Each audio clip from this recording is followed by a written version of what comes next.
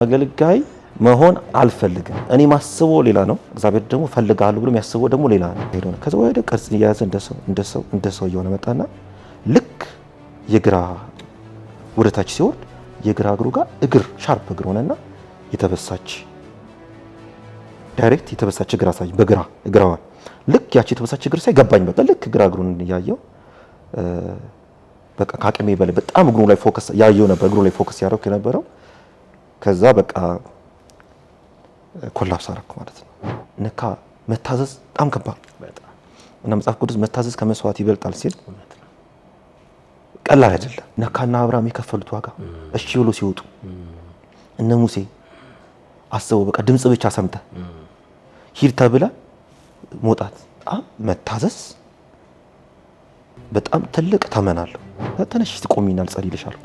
ልክ ስትቆም ሆዷን አየት ወደ ከዛ ጌታ ልጇም እሷም አይሞቱም ማለት ከዛ ጌታ አንቺም ልጅሽም አትሞቹም ይላል ስላት ከዛ ወደ ፊቱ እዚህ ጋር ወዲያው አጋንንቱ ሲሄድ ይሄ ማዲያት መስሎ የተቀመጠ አይኑ ላይ እንዳለ እና ፊቱ ያስታውቃል። እንደ አምፖል ነው የሚበራው። የአጋንንቱ ሲለቅ እንደ አምፖል ነው የሚያበራው። ወደ ፊቱ በቃ ብርታ ለፊና ጌታን ከተቀበልክ ትባረካለህ። ጌታን ከተቀበልክ እንደዚህ ትሆናለህ። ጌታን ከተቀበልክ እንደዚህ የሚባሉ ስብከቶች ሰማለሁ መንገድ ላይ በተለያየ ቦታ። ወንጌል እሱ አይደለም። ወንጌል የዘላለም ሕይወት ነው።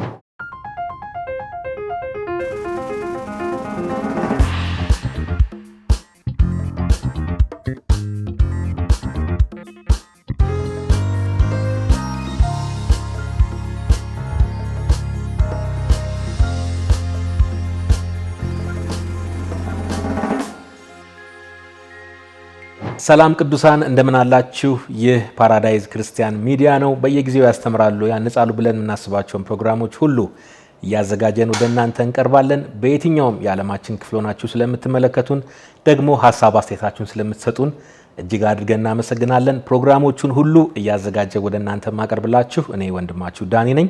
ዛሬም በአዲስ ፕሮግራም በአዲስ እንግዳ ወደ እናንተ ቀርበናል። ዛሬ በጣም ደስተኛ ነኝ። በጣም ወደውን በጣም ማከብረውን በህይወቴ ልዩ ስፍራ ያለውን እንግዳ ነው ይዤላችሁ የመጣሁት። ሐዋርያው አማኑኤል ገብረስላሴ ይባላል። የጂሰስ ክራይስት አፖስቶሊክ ቤተክርስቲያን ባላደራና ዋና መጋቢ ነው። ብዙ እንደምትማሩ ብዙ እንደምትጠቀሙ ተስፋ አረጋለሁ። እኔ ያው ፍቃድ ስላለኝ አማንዬ ነው የምለው። ይፈቀድልኛል አይደል? እንኳን ደህና መጣህ አማንዬ። እንኳን ደህና ቆያችሁ ዳንዬ። ጊዜህን ፈቃደኝነትህን ሰጥተህ ደግሞ ከኛ ጋር ጊዜ ልታሳልፍ ስለመጣህ በድጋሚ እጅግ ደስ ይለናል። በድጋሚ እንኳን ደህና መጣህ። አመሰግናለሁ ዳንዬ። ተባረኩልኝ። ዛሬ በጣም ደስተኛ ነኝ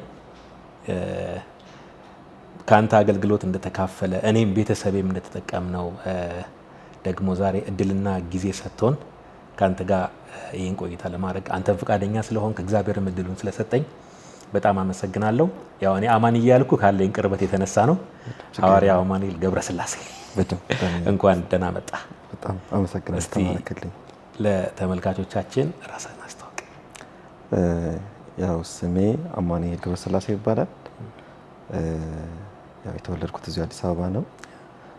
ያደግኩትም እዚሁ አዲስ አበባ ነው።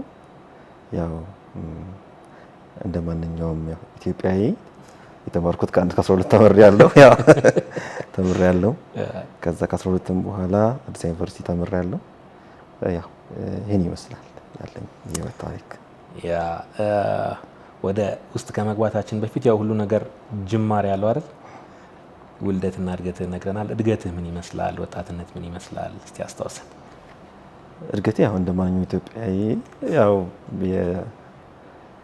ያደኩት እዚህ አዲስ አበባ ነው። ያደኩበትም ከእንደገና ከክርስቲያን ፋሚሊ ነው። ሞሪያው ትምህርት ላይ ነበር የማሳልፈው የነበረው። ከልጅነቴም ጀምሮ ቤተክርስቲያን ውስጥ ያደኩት፣ ቤተሰቦችም ክርስቲያን ስለነበሩ ሞር በትምህርት በቃ ያሳለፍኩት እንደዛ ነው። የአማን ወጣትነት ምን ይመስል ነበር? ምን አይነት ወጣት ነበር አማን ብለን ልናስብ እንችላለን? ያው ሞር ትምህርት ላይ ፎከስ ያደረገ ትንሽ ድብድብ ወድ ነበረ። እስከ ዩኒቨርሲቲ ገባ ድረስ ትንሽ ድብድብ ወዳለ ጸው ወድ ነበረ። እንደዚህ በቃ አብሶ ሃይ ስኩል ላይ ዩኒቨርሲቲ ላይ በቃ እንደዚህ ለሴቶች በመወገን ደባደብ ነበር ብዙ ጊዜ በራሴ ምክንያት ሳይሆን በሴቶች ምክንያት የሆነ ነገር ሲጨቆኑ ምናምን ነገር ለነሱ የገባው ድብድብ ትንሽ ወድ ነበር። እንደዛ ነው ያደግኩት። አንተና ጌታ ተዋወቃችሁ ከልጅነት ነው ከቤተሰብ? ጌታን ያወቅኩት ያው ቤተሰብ ውስጥ ነው። በክርስቲያን ፋሚሊ የተወለድኩት ግን አወቅኩት አልልም። የሆነ ጊዜ በደረስኩበት ደረጃ ግን ክርስቲያን ያወቅኩት ከቤተሰቦቼ ነው። አገልጋይ ስለነበሩ ቤተሰቦቼ ሙሉ ቤተሰባችን ደግሞ ክርስቲያንም ስለነበር ጌታን ያወቅኩት በቤተሰብ ነው። ግን አወቅኩት ብዬ ደግሞ የሚጀምርበት የሆነ ምዕራፍ አለ። እስቲ አስታውሰን እሱን ምዕራፍ በደንብ መተዋወቅ እንፈልጋለን እና ከዛ ወደ እንግሊዝ ለቤተሰብ ስምንተኛ ልጅ አይደል? ስምንተኛ ልጅ እንግሊዝ ሀገር ነበር ኑሮህን ያደረከው። ከሱ ጋር እስቲ አስታርቀን አስታውሰን። ጌታን በስተክል አወቅኩበት ምለው መንገድ ረጅም ነው። ልክ ከዚህ ሀገር የሄድኩበት የወጣሁበት አጋጣሚ የተፈጠረው አዲስ ዩኒቨርሲቲ ወደ 2 ዓመት ወይ 3 ዓመት አካባቢ ገደማ እየተማርኩ በማር ትምህርት እድል አገኘው። ከዛ ወደ እንግሊዝ ሀገር ሄድኩኝ። ወዲያው እንዲሄድኩኝ ቤተሰቦቼ እዛ ናቸው የነበሩት ስለሆነ ቤተሰቦቼ ጋር ነው ጄን ያደረኩት። ትምህርቴንም ጀመርኩኝ።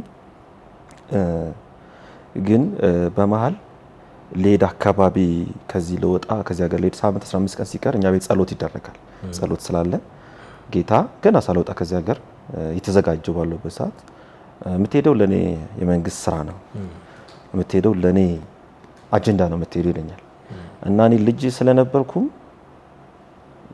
አልገባኝም። ያው በክርስቲያን ፋሚሊ ውስጥ ያደግኩት ቤታችን ጸሎት ይደረጋል፣ ቻችን እንሄዳለን፣ ቤተሰቦች አገልጋዮች ናቸው። ስለሆነ ግን ጌታ እንደዛ ሲናገኝ አልገባኝም። ማለት የምትሄደው ለኔ መንግስት ስራ ነው፣ የኔን ስራ ነው የምትሰራው። ልክ ይሄ ማለት ሳምንት ምናምን ሊቀረኝ እንደውም ተጸልዮልኝ ነው ትሄዳለህ የተባልኩት በዛ መሃል። ከዛ ጌታ ፈልጋለሁና የምትሄደው ለኔ ስራ ነው አለ። ልጅነትም ስለነበረ ቤቱም እኛ ቤት ውስጥ ብዙ አገልጋዮች ስላሉ ትኩረትም አልተደረገም። ሄድኩኝ ቤተሰቦቼ ጋር ከቤተሰቦቼ ጋር ተቀላቀልኩ። ትምህርቴንም ጀመርኩ። ወንድሞቼም ቤተሰቦቼም እዛ ድርጅት ስላላቸው ወዲያው ከነሱ ጋር ገብቼ ስራ ጀመርኩኝ። እማራለሁ፣ ስራ ሰራለሁ። በጣም ውጤታማ ስራ ነው እነሱ የሚሰሩት። ከነሱ ጋር ጆይን ስላደረኩኝ ትልቅ የገቢ ምንጭ አለው። ቤተሰቦቼ ናቸው። በቃ ጥሩ የሆነ ህይወት ጀመርኩኝ ማለት ነው። እዛ ትምህርቴን እየተማርኩ ከዛ በመሃል በቃ ቸርች ውዱድ አልቀርም። እዛ እንግሊዝ ሀገር ቸርች አልቀርም፣ ውዱድ ቸርች ሄዳለሁ። ግን ጠንካራ ክርስቲያን ያው አደኩኝ በክርስትና ፋሚሊ ውስጥ እንጂ ጸልዬ በስትክክል ጸልይ ሰው አይደለሁም። መጽሐፍ ቅዱስ ማነብ ሰው አይደለሁም እውነት ለመናገር። በቃ በክርስቲያን ፋሚሊ ውስጥ ነው ያደኩት። ግን ውዱድ አልቀርም እዛ እንግሊዝ ሀገር። በቃ ሳምንቱን በሙሉ ትምህርት ቤት ያሳልፋለሁ፣ ግማሽ ሰዓት እሰራለሁ። ውዱድ ጠዋት ላይ ተዘጋጅቼ ፏ ብዬ ቸርች ኮመን ነው በቃ ያው እንደ ባህል እንደለውና እንደ ሃይማኖተኛም ሰው ውዱድ ጠዋት ቸርች ሄዳለሁ። ወንድሞቼም እዛ አገልጋይም ስለሆኑ የራሳቸውን ነገር ስላላቸው ሄዳለሁ ማለት ነው። ግን በመሃል ምን ተፈጠረ? ልክ በቃ ትንሽ ትምህርቱንም ኑሮውንም እንደጀመርኩ ሁሉ ነገር ሴትል ሆኗል። ልክ ሁሉ ነገር ቦታ ይዞልኛል። በቃ እኔ ያሰብኩት ምንድነው እንግሊዝ ሀገር ገብቻለሁ። በቃ ህይወት ያው የተሻለ ነው፣ እየተማርኩም ስለሆነ ጥሩ ለውጥ ይመጣል፣ ስራም እየሰራው ነው፣ ጥሩ ነገር ይመጣል። ህይወቴ በደንብ በቃ ቦታ የያዘ ነው እንደማንኛው ስቴብል ሆኛለሁ። በቃ ትንሽ ጊዜ ሞር ጠንከር የሚልበት ጊዜ አለ ብዬ አሰብኩኝ። ስሙ ትምህርቱም እየተማርኩ ነው፣ ስራውም እየሄደ በማለት ሳለ እግዚአብሔር ቸርች አንድ ቀን ሄድኩኝ። ሲሄድ እፈልግሃለሁ ይልሃል አለ። የሚያገለግሉ አገልጋይ መጨረሻ ሲጸልይ እፈልግሃለሁ፣ አንተ የመንግስት ሰራተኛ ነህና በኃይል እፈልግሃለሁ፣ ይሄ እኮ ታላቅ የእግዚአብሔር ሰው ነው አለ ሲል እሺ ለምን ልምዱም የለኝም እኔ ጸሎተኛ ሆኛለሁ፣ ጌታ እፈልግሃለሁ። ትልቅ እግዚአብሔር ሰው እኮ ነው በማዕከላችን ስለተቀመጠ አትገረም። በጣም እግዚአብሔር የሚጠቀምበት በትልቅ መንገድ በትልቅ አጀንዳ ይፈልገው ሰው ነው አለ። ከዛ ከወንድሜ ጋር ነበር የሄድኩትኝ። እንደዛ ነኝ። ምንም አልመሰለኝም፣ እውቀቱም አልነበረኝም። ልጅም ነበርኩኝ፣ መንፈሳዊ እውቀቱም አልነበረኝም። ወጣትነቱም አለ ደግሞ በቃ ሁሉ ነገር ቦታ ይዟል። የሚታይ ሳል ላይ ሞር ዓለማዊ ነገሮች ላይ ማጠንከር፣ ገንዘብ ታገኛለህ፣ ስራ ትሰራለህ፣ ትማራለህ፣ ጥሩ ሀገር ነው የምትኖረው። በቃ እኔ የሚታየኝ እሱ ነበር። ከዛ ግን በቃ ልክ ያቺ ድምጽ መሰማት ከጀመረች በኋላ መደጋገም ጀመረ። በቃ ማለት በቃ የገባውበት በሙሉ እፈልግሃለሁ፣ እፈልግሃለሁ የኔን ስራ ነው የምትሰራው ስለሆነ በቃ በጣም ድምፁ አስቸገረ። ይሄን ስል በተለያየ ቸርች መቀየር ጀመርኩኝ። ይሄን ድምፁን በቃ እኔ ደግሞ አገልጋይ መሆን በአጠቃላይ የነበረው አልፈልግም። ለምን አገልጋዮች በፊትኛ ቤት ላይ ቤተክርስቲያን ሲኬድ አገልጋዮች በጣም በብዙ ፈተናዎች ሲያልፉ ያለው በምድራዊ ነገር ሲጨነቁ ያለውና አይኔ እያየ አገልጋይ መሆን እዛን የመሰለ ህይወት ውስጥ እየኖርኩኝ አገልጋይ መሆን ዋጋ መክፈል የሚኖር ያስፈራኝ ነበር እና በቃ በዛ ሰዓት በጣም ብዙ አገልጋዮች እኛ ቤት ስለሚመጡም ሲሄድም ስለማይ ያ መቀበል ከባድ ነበር እና ጌታ ደግሞ ፈልጋለሁ ቸርች ከቸርች የምትቀይረው ድምጹን ሽሽት ነበር። ድምጹን ሽሽት በጣም በቃ አውሶ ፈልጋለሁ የሚለው ድምጽ በጣም ይረብሸኝ ነበረ። ማለት በቃ እኔ ደግሞ ልምድ የለኝም። ጥያቄ የነበረው ምንድነው እኔ አገልጋይ መሆን አልችልም። ስንት አገልጋይ መሆን የሚችል እያለ እኔ ልጅ ነኝ። ከእንደገና ደግሞ ምጸልይም ሰው አይደለሁም። መጽሐፍ ቅዱስ እውነት ለመናገር ሰንዴ ስኩል ያለን የተማርኩት እንጂ ብዙም ጉርምስና ላይ ወጣት ላይ ያለ መጽሐፍ ቅዱስ ብዙም አላይም ነበር፣ አላነብም ነበር። ስንት ዓመት ነበር በጊዜው? 20ዎቹ መጀመሪያዎቹ 20 ከ19 እስከ 20ዎቹ መሀል ነው። ስለሆነ በቃ አላሰብም። በጣም በቃ ከባድ ነበር ለኔ እና ስለሆነ እዛ ቸርች አቆምኩኝ፣ አልሄድም። እሱን ቸርች መቀየር ጀመርኩ። ሁሉንም ደረስኩ። እንግሊዝ ቸርች ገባሁ፣ ብላክ ጃማይካንስ እነሱ ጋር ገባሁ። በየሄድክበት ግን ያ ድምጽ ይመጣል። በየሄድኩበት ሲሄድ ደግሞ የሚያገለግለው አገልጋይ ሲገባ ማን ኦፍ ጋድ ይለኛል፣ እግዚአብሔር ሰው ምናምን እና እኔ ደግሞ በቃ እቺን ድምጽ ማልሰማበት ነው ፈልገው። ከዛ የሆነ ሚሽነሪዎች ተዋወቅኩኝ። በዛ መሃል ሚሽነሪዎቹ ጋር ጆይን አደረኩ ማለት ነው። ሚሽነሪዎቹ በቃ ጀስት እነሱ ጋር ፌሎሺፕ ማድረግ። ከዛ እነሱ ጋር ደግሞ የሆነ አርብ ላይ ጸሎት ላይ ያላቸው ይጸልያል እያንዳንዱ ሰው። ከሲጸልይ ለኔ ዋናዎቹ መሪዎቹ ሚሽነሪዎቹ ዋናዎቹ መጡና ጸልዩልኝና እንዴ አንተ እኮ በጣም ተፈላጊ የእግዚአብሔር ሰው እኮ ነህ ትፈለጋለህ። እኔ ደግሞ እቺን ድምጽ መስማት አልፈልግም። በቃ አውሶ እፈልግሃለሁ ለኔ አገልጋይ ትሆናለህ ነው በጣም አልወደውም እና የነበረው ጊዜ ከተንፈል በጣም በሲሪየስ እነሱ ደግሞ በጣም አተኮሩብኝ። ልክ ያን ከጸለዩልኝ በኋላ ኮንታክት የተቀበሉ ከነሱ ጋር እንደው በጣም ፎከስ አደረጉብኝ ማለት ነው። ከዛ ከነሱ ጋር ወጣውና በቃ ግን በጣም ህይወቴን ትንሽ ቀየረው። በቃ ድምፁ በጣም ስለሚደጋገም በቃ አላደኩም። መንፈሳዊ እውቀት የለኝም። እፈልጋለሁ ይለኛል። ብዙ ሰዎች ያሉ ለምን ይመርጠኛል አለው። እዛ ያለውን ህይወቴ ተነቃነቀ። እንግሊዝ ላይ ያለው ህይወቴ ተነቃነቀ። በቃ የራስ ፐርሰናል ላይፍ አለ፣ እግዚአብሔር ድምጽ አለ። በቃ ተምታታ። አዎ ሼክ አደረገ በቃ በጣምና እዛም በቃ ተረጋጋው። ቆምኩ ስለ በቃ አልተረጋጋም። ለምን እዚህ ጋር የመጣ ይሄ ድምጽ እፈልጋለሁ ይለኛል። በጣም ከዛኛው ድምጽ ጋር ይጣረሳል። ስለሆነ እኔ ማስበው ሌላ ነው፣ እግዚአብሔር ደግሞ እፈልጋለሁ ብሎ የሚያስበው ደግሞ ሌላ ነው። ከእንደገና ደግሞ ትክክል እኔም በቃ ብቁ አልነበርኩም። እንዴት እንደሚገለገል አላቅም። መንገዱም የለኝም፣ እውቀቱም የለኝም። በቃ ብዙ መንፈሳዊ ልምዶችም የሉኝም ነበርና ከዛ አንድ ቀን ወደ ስራ እየሄድኩ ባቡር ላይ እየጠበቅኩኝ ባስ ስቴሽን እየጠበቅኩኝ የሆነች ነጭ ሴትዮ መጣችና ወረቀት ሰጠችኝ። ይሄ ማለት በቃ ትቻለሁ ቸርች አልሄድም። ነጭ ወረቀት ሰጠችኝና አቆምክ ቸርች መሄድ በቃ አልፈልግም። አሁን ድምፁ ላለመስማት በቃ እፈልጋለሁ ድምፅ ላለመስማት ስለሆነ በቃ ግን ሁሉም ቤተክርስቲያን አዳረስ። ከዛ ሁሉም እዛ ቦታ ድምጽ ይመጣ ነበር። አቆምኩኝ። ያልሄድ በቃ አበሻ ቸርች ሄጃለሁ፣ እንግሊዝ ቸርች ሄጃለሁ፣ ጃማይካን ሄጃለሁ፣ ከነ አፍሮ አፍሪካንስ እነሱ ጋር ሄጃለሁ። ከዛ በቃ አራቱ ናቸው ያሉት። ከዛ በቃ አልፈልግም አልኩ። በቃ ስለሆነ እንደዚህ ይቀመጣሉ። ግን እንደዛም ቢሆን ግን ውስጤ ግን ያፈልጋለሁ የሚለው ውስጤ ግን አለ ማለት ያስበዋል። ውስጤ አታሰላስለዋለሁ ግን በቃ ምንም ይገባኝ ነገር አልነበረምና እቺ ወደ ስራ እየሄድኩ ባስ ላይ እየጠበቅኩኝ ባስ ሴትዮዋ መጣችና ትልቅ አረቢት ናት። የሆነች ትንሽ የወረቀት አሁንም ቤት አለች ይዣት ነው የምዞረው እና እሷን ሰጠችኝና ኤርፎን አድርጌያለሁ። ብርድ ስለሆነ እዛ ጋር ትልቅ ኤርፎን ነው የምታረቀው። ትልቅ ኤርፎን አድርጌያለሁ። በቃ ተከናንቤ እሷ ልክ ወረቀት ሰጠችና ሮጣ ግራውንድ ነው ባባ ስቴሽኑ ገባች እዛ ውስጥ። ከዛ ነው ወረቀቱ ለምን ሰጠችኝ ብዬ አሰብኩ ነው ገና። ልክ ስከፍተው እፈልግሃለሁ በአንተ ላይ ትልቅ ፈቃድ አለኝ ይላል። ልክ ሳይሆን በቃ ማለት ደጋግሜ ትንሽ ዴት ሆኛለሁ አልገባኝ። ደጋግሜ ያነበብኩትና በእንግሊዘኛ ነው የሚለው። በቃ እፈልግሃለሁና ትልቅ ፕላን አለኝ በአንተ ላይ እቅድ አለኝ ይላል። ከስተነሳውና ተከትያ ሴትዮዋ ጋር ገባሁ። ባስ እየጠበቅኩኝ ነበረ። ትሬን ስቴሽኑ ዘልዬ ስገባ አጧ ሴትዮዋ። ዛይን ወረቀት ተቀብዬ በቃ ምን ማድረግ እንዳለብኝ በጣም ግራ ገባኝ። ከዛ ሚሽነሮቹ ጋር ከነሱ ጋር ይርቁ በቃ ጸሎት ማድረግ ጀመርኩኝ ማለት ነው። አክሰፕት ማድረግ ጀመርኩ። አክሰፕት በቃ ከነሱ ጋር በቃ መሆን ጀመርኩ። በቃ በ40 ነው ጸሎታቸው እነሱ ጋር ጆይን ያደርጋሉ። ከነሱ ጋር ፌሎሺፕ ማድረግ ጀመርኩ። ግን ምንም የረገጥኩት ነገር የለም። በቃ ድምፁ አለ። እንዴት እንደማድረግም አላውቅም። ምንም አቅሙም የለኝም ማለት እውቀቱ የለኝም ማድረግበት ነገር። ከነሱ ጋር ሆንኩኝ እሰራለሁ። ትምህርቱን በቃ ሆልድ አደረኩት። ትምህርቱን አቆምኩ።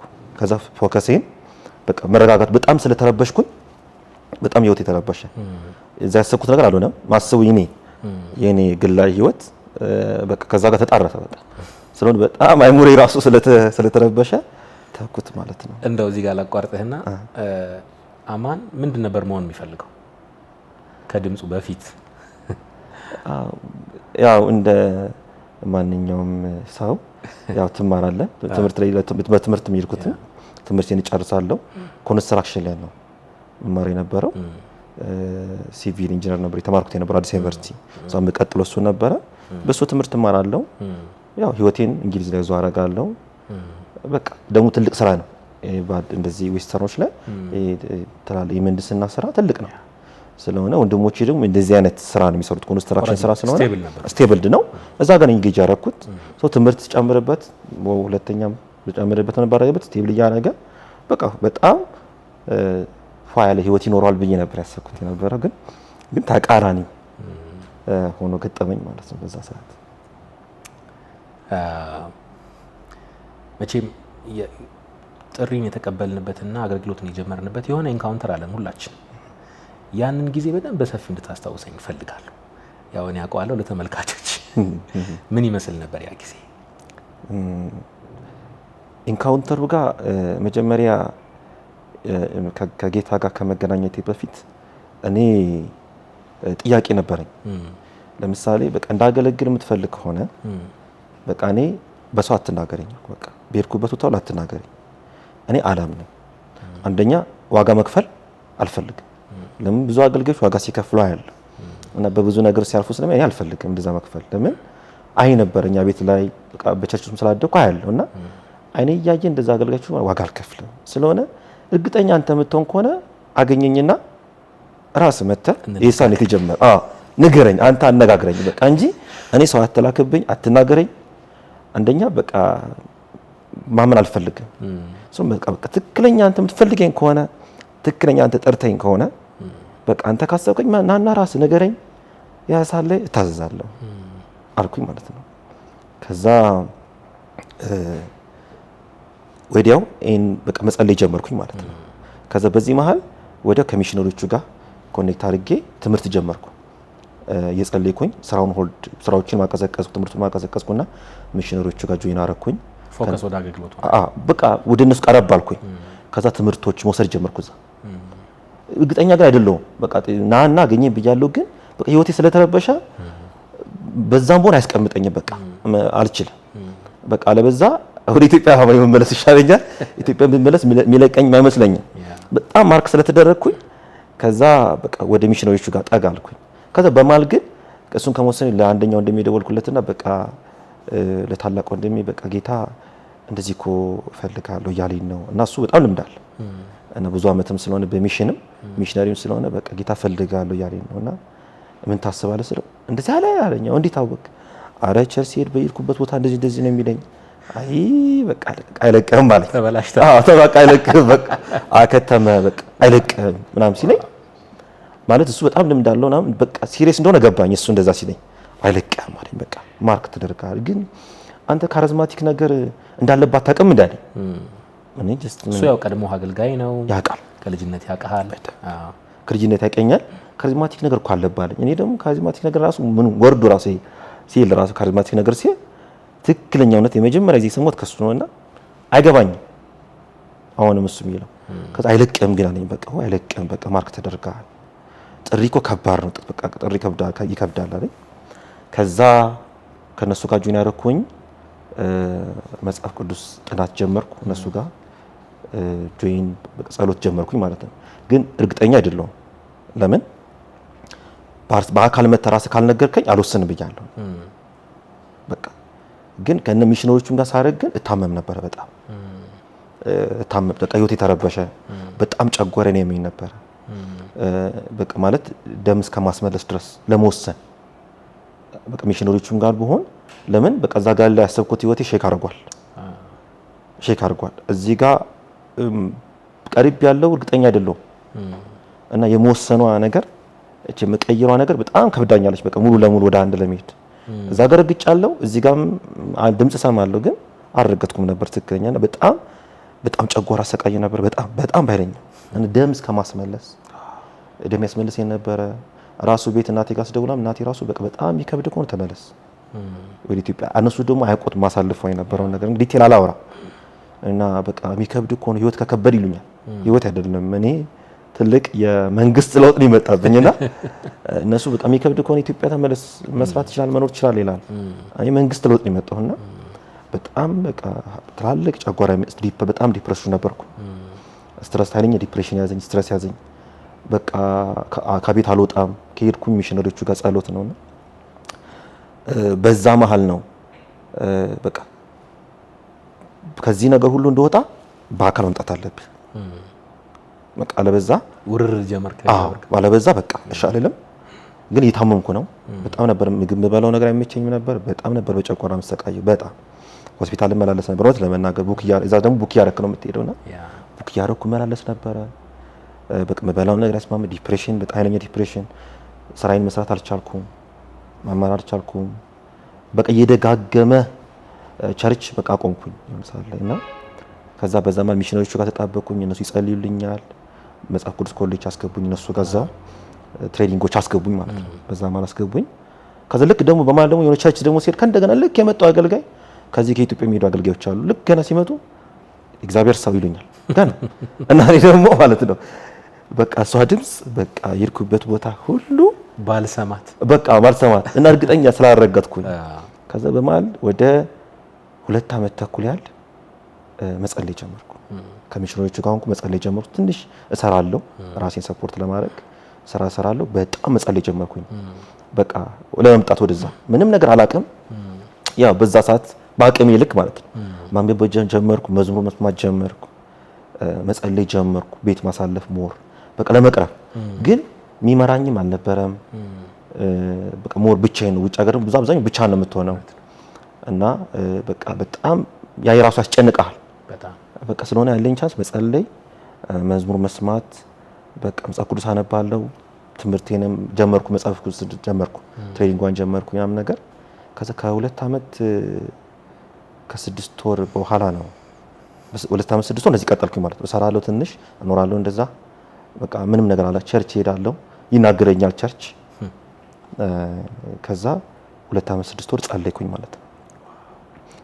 ከዛ ማስታወሰው ከኢንካውንተሩ ከጌታ ጋር ከመገናኘት በፊት እዛ ሚሽነሪዎቹ ጋር ፖርቹጋል ላይ ነብይ ትመጣለች እና እሷ መጣ ፊት ለፊት ትቀመጣለች ማለት ነው። ብሬክ ላይ ፊት ለፊት ትቀመጣለች ከትምህርቱ በኋላ እና በቃ እና ሴትዮዋ ነጭ ነው፣ አይኗ ነጭ ነው ኖርማሊ እና ሰርክሉ ብቻ ነው ግሬ እንደዚህ እና አይኗ ነጭ ነው ሙሉ ነጭ ነው ሰርክሉና ፊት ለፊት መጣ ቁጭ አለች። ከዛ በቃ ገመትኩ እቺ ሴትዮ ለምን በጣም ስለይከታተለኝ እቺ ሴትዮ የሆነ ነገር ልትለኝ ነው አልኩ። ምልክት ሊሆን የሆነ ነገር ልትለኝ ነው አልኩና ተነስቼ ሌላ ሆቴልኩና ወንበር ይዤ ቁጭ ስል ወንበሯን ይዛ መጣችና ፊት ለፊት መጣ ቁጭ አለች። አሁን ከዛ በቃ እቺ ሴትዮ የሆነ ነገር ልትለኝና ትልቅ ናት። ከዛ ተነሳውና ከእንደገና ስቼ ወደ ኮርነር ሄድኩ። ወንበሩን ብድግ አደረገችና መጣችና ፊት ለፊት ቁጭ አለች እና እሷ የምትናገረው ፖርቹጌዝ ነው እና ፖርቹጋላዊ ናትና በእጇ ና ለችና ቁጭ ብላለች።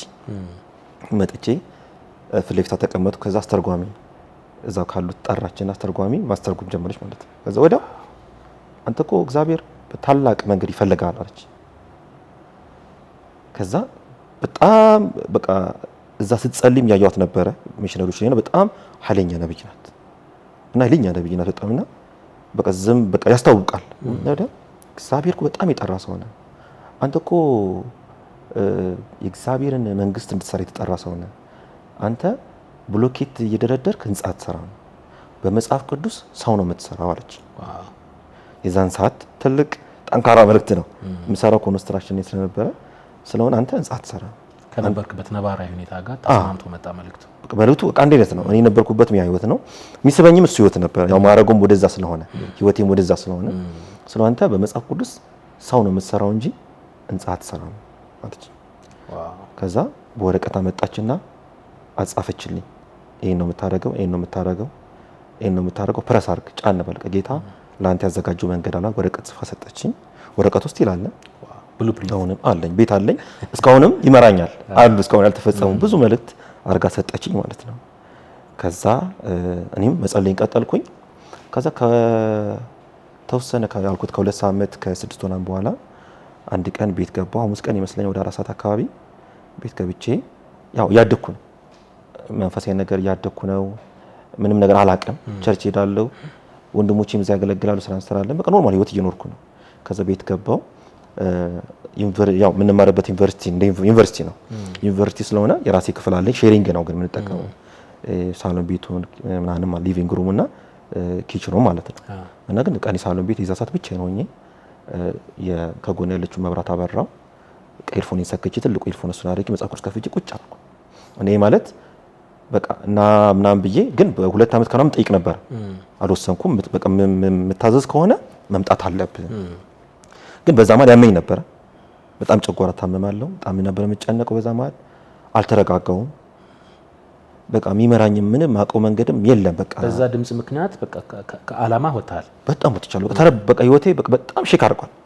እና ይሄ ከግል ጋር ነው የኔ ነው። በቃ ግን ኖርማል አሁን ቤተሰቦቼ ጋር ቤት ወንድሞቼ ጋር ስገናኝ በቃ መናገር አልችልም። በጣም ነው የምሰማው። በቃ የተጣረሰ ነገር ነው። አሁን በቃ ደግሞ ለጌታም ነገር ማሰብና ከዛ ይጸልይኩኝ 4 ሰዓት አካባቢ ይመስለኛል። ኤርፎን አድርጌያለሁ ነው መብራት አብርቻለሁ። የራስጌዋን መጽሐፍ ቅዱስን ከፍቼ የሆነ ቤቱ መጨስ ጀመረ እና ኪችኑ ያለው ከላይ ነው እና ፎቅ ጂ+1 ነገር ከላይ ነውና ይጨሳል ጭስ እና ጭስ ይመጣል። እኔ ኤርፎን በጣም አስጭዌ ነው ማረጋው። በጣም ይጫዋል ኤርፎኑ። መጽሐፍ ቅዱስን ማነበው ጭሱ መጣ። ከዛ ምድር ያሰብኩት ወዲያው በቃ ኪችኑ በቃ ኦቨኑ አልጠፋም። የሆነ ነገር ተቃጠለው ጋዝና ማልኩ። ከዛ አይ ችግር ጭሱ ግን ይጨምራል። ከላይ ነው የሚወርደው፣ ከፎቁ ላይ ከደረጃ ነው ጭሱ ይወርዳልና ግሬ ነው ይሄ በቃ ፒውር ግሬ ነው።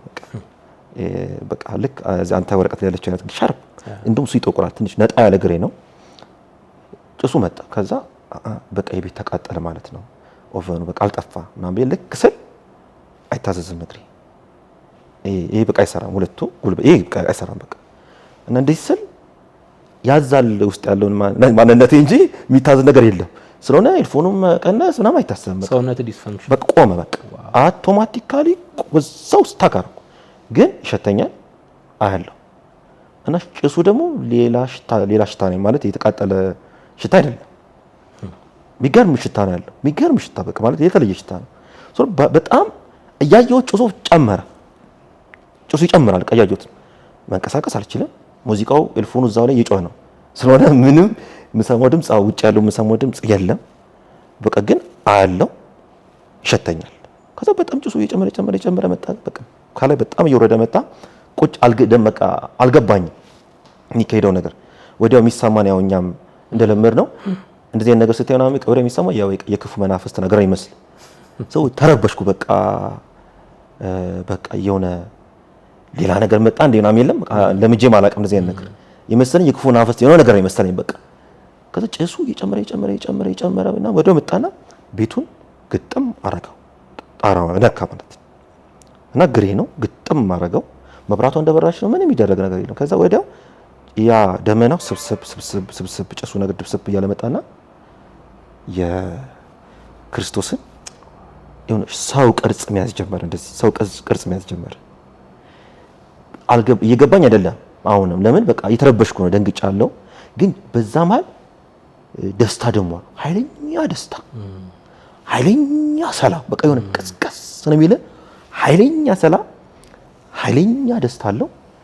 ግን በቃ አልገባኝ የሚካሄደው ነው። ከዛ ወደ ቅርጽ እየያዘ እንደ ሰው እየሆነ መጣና ልክ የግራ ወደታች ሲወርድ የግራ እግሩ ጋር ሻርፕ እግር ሆነና የተበሳች ዳይሬክት የተበሳጨ እግር አሳየኝ እግራዋን። ልክ ያቺ የተበሳጨ እግር ሳይ ገባኝ፣ በቃ ገባኝ ማን እንደሆነ የለም በቃ አልገባኝ ነበርና ምንም ነገር አላውቅም። ገባኝ ወደ ምልክት ነው። አዎ ከዛ አለቅሳለሁ ማለት በቃ ደስታው ያስለቅሳል። ውስጥ ያለው ደስታ ልቤ በቃ ልትወጣ በቃ የደስታው ብዛት እና በጣም ባይለኛው ነው በቃ ውስጤ ይፍለቀለቃል ደስታ በቃ እና ደስታው ነው የሚያስለቅሰኝ እና ባይለኛው አለቅሳለሁ። ልክ እግሩን ሳይው ገባኝ በቃ እና ቆመ። ሻርፕ በቀደሰው ቅርጽ አድርጎ ግራ እግሩን አየሁ። ከዛ ልክ ግራ እግሩን ያየው በቃ ካቅሜ በላይ በጣም እግሩ ላይ ፎከስ ያየው ነበር፣ እግሩ ላይ ፎከስ ያደረኩ የነበረው። ከዛ በቃ ኮላፕስ አደረኩ ማለት ነው። ኮላፕስ አደረኩ። ከዛ ማስታወሰው በቃ ሲነጋ ጠዋት አግዳሚው አልጋ ላይ ወስዶ አስተኝቶኛል።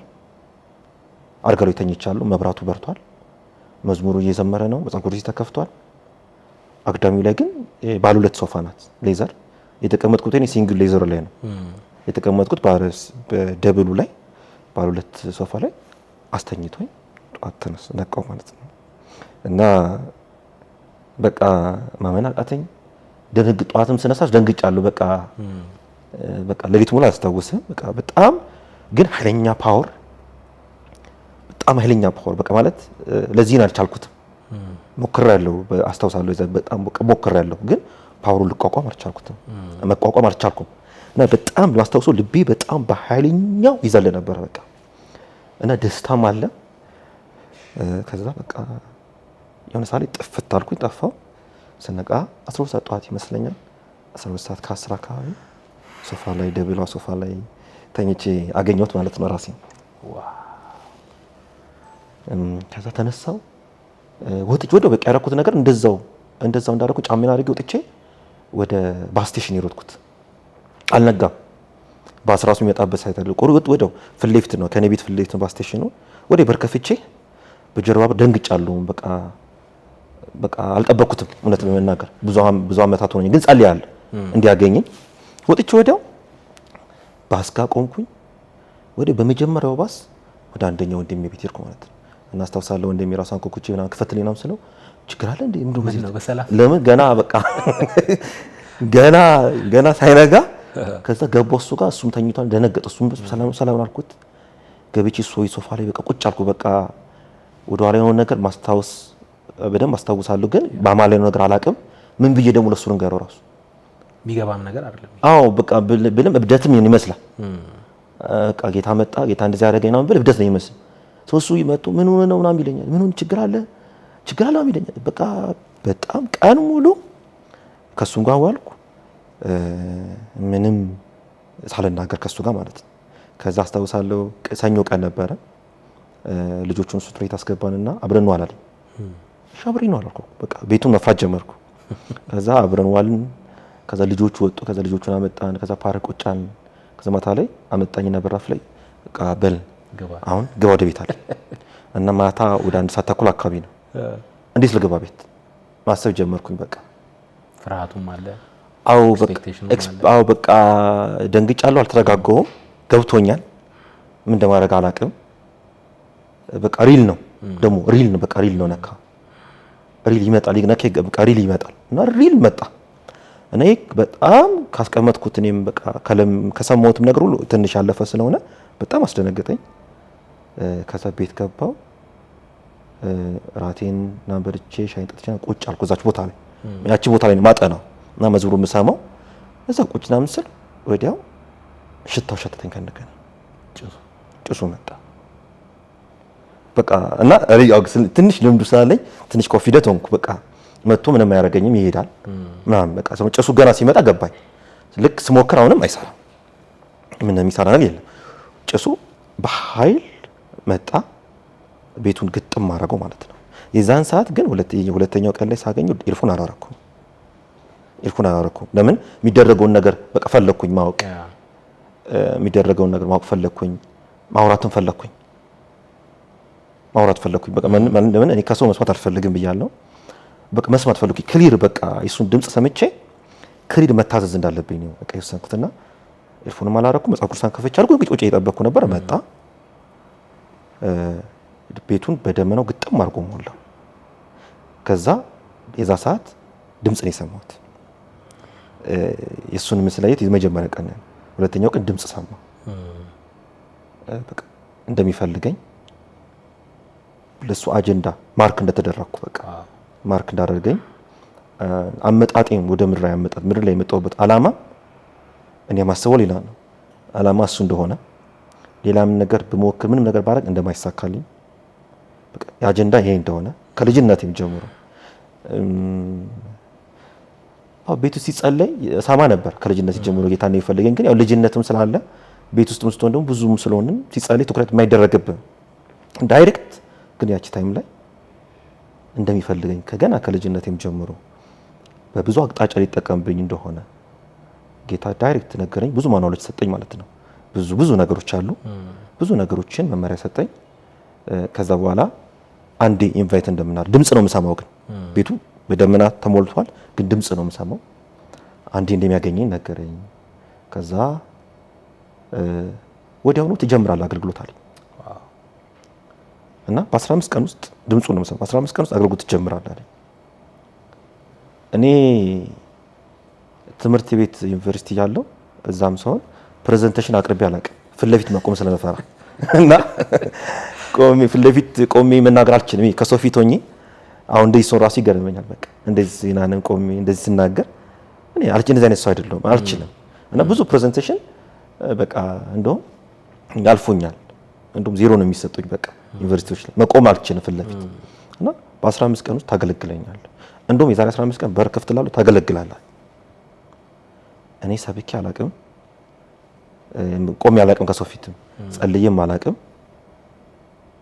እሱን ሰማው ሄደ ማለት ነው።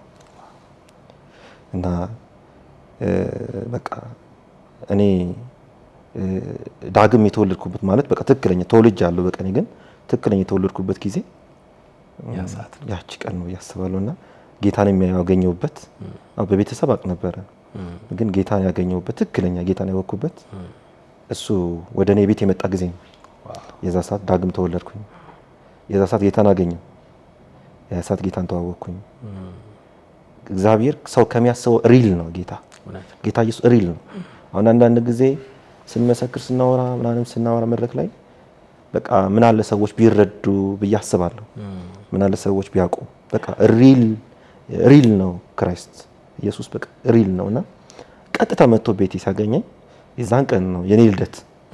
በስጋም ዳግም የተወለድኩበትም የዳንኩትም ታሪክ የሚጀምረው መጥቶ ያገኘኝ ቀን። ከዛ ከሞቀ ህይወት ወጥተሃል። ለድምፁ ታዘሃል። የጠየቅከውን ራስህና ተናገረኝ ብለው ተናግሮሃል። ቀጣይ የአማን ህይወት ወዴት ሄደ? ከጌታ ጋር ከተገናኘን በኋላ ቀላል ውሳኔ አይደለም። ለምሳሌ በጣም ከባድ ነገር ያሳለኩት በዛ ጊዜ በጣም ከባድ ነው። ቀላል ውሳኔ አይደለም። ደግሞ እንደ እግዚአብሔር ሐሳብ ነው የምትሄደው። ጌታ የወደደውን ነው የሚሰራብህ። የራስ ፈቃድ የለህም። በቃ እኔ ያሰብኩት የነበረው በቃ ህይወቴ ቦታ ይዟል ብዬ ነበር። በቃ ቦታ ይዟል። በቃ ከዛ በኋላ ምንም በቃ ጥሩ ነገር በምድር ላይ ጥሩ ነገር ነው ብለን የምታስበውና ግን በጣም የሚጋፋ ነው የመጣው። ያኛውን ዓለም የሚጋፋ ያኛውን ዓለም የሚያጠፋ የሚያሸሽ እና ሌላ የእግዚአብሔርን መንግስት ይዞ ይመጣ እና ቀላል ውሳኔ አይደለም። እና ነካ መታዘዝ በጣም ከባድ እና መጽሐፍ ቅዱስ መታዘዝ ከመስዋዕት ይበልጣል ሲል ቀላል አይደለም። በጣም መታዘዝ በጣም ከባድ ነው። በጣም ከባድ እሺ ማለት በጣም ከባድ ነው ጌታ እና መታዘዝ ከመስዋዕት ይበልጣል የሚለውን ሴንስ ያረኩበት ሲዘን ፕራክቲካል በቃ ከመስዋዕት እና አስባለሁ ነካና አብርሃም የከፈሉት ዋጋ እሺ ብሎ ሲወጡ እነ ሙሴ አስበው በቃ ድምጽ ብቻ ሰምተ ሂድ ተብለ መውጣት በቃ ስፍራ ቀይር ተብለ መቀየር ይዘውጣ ተብለ መውጣት እነ ሙሴ ያሳለፉት እና አብርሃም እና በጣም መታዘዝ በጣም ትልቅ ተመናለሁ። ዝም ብለሽ የምትለው ነገር አይደለም። አስበውና ለምሳሌ በቃ ሌላ ዓለም ነው ከሌላ ዓለም ነው የምመጣው ማለት የራሴ የሰራሁት ዓለም ነበር በምድር ላይ። አሁን እግዚአብሔር መንግስት ላገለግል ነው። ምንም አላቁሰነኝ ከኔ የተሻሉ ብዙ ሰዎች እያሉ የሚያውቁ ብዙ ሰዎች እያሉና በቀላሉ የምትወስነው ውሳኔ አይደለም። ለዛ ነው የምታመመው የነበረው። ለዛ ነው ሆስፒታል መመላለስ የነበረው። ለዛ ነው ዲፕሬሽን ያዘኝ፣ ስትረስ ውስጥ የገባሁት ለመወሰን። አይ መታዘዝ ዋጋ እንደሚያስከፍል ማወቅ ይችላል። ዝም ብሎ የምትወስድ እሺ ብለህ የምትሄደው ነገር አይደለም። ለምን ህይወቴ ኢትዮጵያ ሊመጣ ነው ተመልሶ፣ አገልግሎቴ ኢትዮጵያ ሊመጣ ነው። በቃ አገልጋይ ለሆነ ማለት እንደ ሐዋርያቶቹ ዋጋ ልከፍል ነው። በቃ ዋጋ በቃ ልተመን ነው የምትወጣው። ስለሆነ አትመለስም ወደዛ ነው። በቃ ጥለህ ነው የምትወጣው፣ አብርሃም ጥሎ እንደወጣው ማለት ነው። ስለሆነ በቀላሉ የምትወስነው ውሳኔ አይደለም። ህይወቱ ወደ ጌታ አጀንዳ ውስጥ ይገባል። ለዛ በጣም ነበረ አብሶ ጨጓራ በጨጓራ አሰቃይ በጣም በቃ ዲፕረስድ ሆንኩ እና ሶስናው ዝም ብዬ ወሰንኩት ውሳኔ አይደለም። በቃ ጳውሎስ አንዳንድ ከስጋዬ ጋር አልተማከርኩም ይላል አይደል? ከስጋና ከደሜ ጋር አልተማከርኩም ይላልና በጣም እንደዛ ሲላውና አንድ ጊዜ እኛ ስናነብ በቃ ስጋና ከደሙ ጋር አልተማከረም። በጣም ከባድ ነው። ዝም ብለሽ ብለህ ይሁን ብለህ የምትወጣ አይደለም። በቃ ትልቅ ህይወት የሚቀየርበት ነው። እሺ ስትል ትልቅ ምዕራፍ የሚቀየርበት ነው። እሺ ስትል ትልቅ ህይወት ላይ ሽፍት የሚያመጣ ነው። በቃ ያንተ ሐሳብ ያንተ አጀንዳ ይወድቃል፣ ይቀራል። በቃ ያሳ ነው የሚሞተው። እና ጳውሎስ ከክርስቶስ ጋር በቃ በመስቀሉ ተነስቻለሁ ሲል ገላትያ ሲናገር በቃ ኦሬዲ ቀድሞ ነገር ሞቷል፣ አዲስ ነገር ነው የሚነሳ። እና በጣም ከባድ ነው መታዘዝ። ለመታዘዝ እሺ ለማለት ባንዴ ይሻላል እኮ ከኢንካውንተሩም በኋላ ከተገናኘንም ከጌታም በኋላ አላቅም እንዴት እንደሚሄድ እንዴት እንደማገለግል አላቅም። በቃ በአዲስ ነኝ ልምዱም የለኝምና እሱ ደግሞ ጌታ በኃይል ነው የምጠቀምባለሁ የሚለኝ ነበርውና በቀላሉ የምትወስኑ ውሳኔ አልነበረ። ግን ከዛ ከ15 ቀን በኋላ ታገለግላለህ እንዳለኝ ወደ ጌታ ኮንስትራክሽን ስንሰራ ከቤተሰብ ጋር ስንሰራ እዛ መጥቶ የሰራነው ኮንስትራክሽን እቃ የሚጭን አገልግሎት የጀመረው እዚህ ጋር ኮንስትራክሽን ቆሻሻ የሚጭን አለ እና እየመጣ የፍርስራሹን እየመጣ ይጭናል በጭነት መኪና ሲጭን ያ እሱ ኤርትራዊ ሰው ነው እና ኤርትራዊ ነውና እየመጣ ቆሻሻ ሁሉ ጊዜ እኛ ስንሰራ እሱ ነው ቆሻሻ እየወሰደ የሚዳፋው የሚጥለው ፍቃድም ያለው እሱ ስለሆነ ማለት ነውና እሱ ከወንድሜ ጋር አውሩና ቤተክርስቲያን እኮ አለን ኤርትራውያን ቸርች የመጀመሪያ ጊዜ አገልግሎት የጀመርኩት ኤርትራውያን ቸርች ነው የቆምኩት ማለት ነው እና አገልግሎት ማገልገል አለብኝ ይሏል እሱ ሲለው አረ ወንድም አለኝ የሚጸልይ ቤት ቆልፎ ነው የሚጸልየው እና እሱ ኃይለኛ አገልጋይ ይሏል። እኔ ደግሞ አገልጋይ ጸልያለሁ እንጂ ጌታን ለማወቅ እየሞከርኩ ነው በግሌ እና ብዙን አላወራም አልናገርም። ከዛ እሱ እዛው ተገናኘን እንደ አንተ ምንም እንዳትለኝ እምቢ እንዳትለኝ እሑድ የምታገለግለው ከ15 ቀን በኋላ አንተ ነህ አለኝ። ወዲያው ኢሚዲየትሊ መጣ። በቃ ያ ድምጽ ከድምጹ ጋር ነው ግን ኤርትራ ቸርች አለኝ ግን ታገለግላለህ ብሎኛል። ማንን የትዩን አላውቅም ስለሆነ ታገለግላለህ በርከ እሑድ 9 ሰዓት ከሰዓት ነው ፕሮግራሙ 3 PM ላይ እጠብቅሃለሁ እሑድ አለኝ። እሺ አልኩ። ለመጀመሪያ የሰበኩት ስለ ፍቅር ነው። ያው በቃ አላውቅምና እሷን ቆሮንቶስን ከፍቼ 13 ስለ ፍቅር በቃ እውቀቴም ያለው ዘሰው ስለ ፍቅር ነው። እስካሁን አለኝ ማስታወሻ ላይ ያለችና ስለ ፍቅር ራሱ በቃ እንደውም ረጅም ናት እንደውም በደንብ ለማብራራት እውቀቱም ስለሌለኝ ስለ ፍቅር ሄጂ ኤርትራ ሲጀምር መሰበኩኝ። ከዛ አሜዚንግ ነገር ሆነ እና እኔ ደግሞ ተላማምጄ አላውቅም። እዛ ሰዓት የተፈጠረው ነገር እግዚአብሔር በጣም ትላልቅ ነገር ማድረግ ጀመረ የዛን ጊዜ እና አዎ እንደ ቤተክርስቲያኑ ስላደኩ አገልጋይ ፋሚሊስቱም ስላደኩ ሚሽነሪዎችም ስለሆኑ ጌታ ብዙ ነገር ሲያደርግ አያለሁ። ልጅም ነበርኩ ከሩቁም ሆኜ አያለሁ እና የዛን ጊዜ ወዲያው ማስታወሰው የመጀመሪያ ካስተማርኩ በኋላ ሲጸልይ ወዲያው ማይግሪን ያለባቸው ሰዎች ወዲያው መፈወስ ጀመሩ እዛው ገና ሲጸልይ ማለት ነው።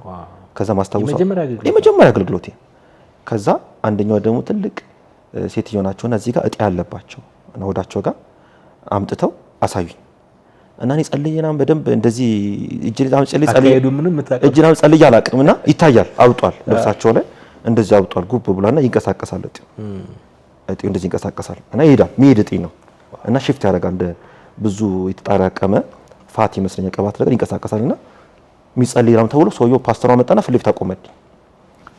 እኔም በቃ ሰምቻለሁ በቃ እንደሚጠቀምብኝ ያቺ እና በኃይል ነው መሰራብናም ስላለኝ እምነቱም የለኝም አላቅም ግን በቃ አረጋለሁ ስላየውም ቻቹስም ስለሆነ ከዛ ጸለይኩኝ ማለት ነው። ሴትዮዋ ምንም አስታውሰው ወዲያው ወደ ጸልዬ ልክ እንደጨረስኩ ሴትዮዋ ወዲያው እዋይ እና እዋይ እያሉ እኔን ይፈልጋሉ ወደ እዋይ የሚታይጥ ነበር። አዎ የሚታይ ጠፋ እና ስለሚሄድ እኔም የመጀመሪያ ነው ያው በቃ ክፍል ለፊትም ቆሜ አላቅም ግርግር አለና አልገባ በቃ እኔ ዝም ብዬ ነው በቃ አልገባኝም ብዙ ነገሮች በቃ ግን ሳብኬ ነው ይጸልይኩና እሳቸው አበሻ ቀሚሳቸው ወደ ኋላ አድርገው እዋይ ይፈልጉታል እዋይ ከዛ እጃቸው እንደዚህ ያነሳሉ እዋይ ከዛ ያው ባስተርጓሚ ነው ፓስተሩ ጠይቀው እጤኩ ጠፋ አለ። እኔ አይቼዋለሁ ማለት እብጥ ብሎ ልብሱ ላይ እብጥ ብሎ ይታይ ነበር። ከዛ በትግረኛ የለም ማለት ከዛ ልብሳችሁ ሰፍ ይፈለግ የለም። ከዛ በጣም ገረመኝ። ከዛ ሌሎችም ጸለይኩ ጨጓራ ምን አለባቸው ምናምን ነገር ተጣራ ፓስተሩ ጠራ ወደ ኑ አለበታን ጸለይኩኝ። ከዛ የመጀመሪያ ነው ወጣው ወደ መደወል ወንድሜ ጋር ነው ታላቅ ወንድሜ ጋር ወጣ ባስ ላይ አስታውሳለሁ። ከዛው ባስ ላይ ወጣና ከባስ ሁለተኛው ደብል ዲክ ነው ሁለተኛው ሁለት ባስ አንደኛ አለ ሁለተኛው ባስ ላይ ፎቅ ወጣውና ላይ በባስ እየኩኝ ፊት ለፊት ተቀምጬ ደወልኩለት። አንተ ቸርች የሚጸልየው ነገር አንተ እውነት ነው እባክህ አንተ ባይኔ እኮ እንደዚህ ነው እንዴ እውነት የሚሆን አልኩት።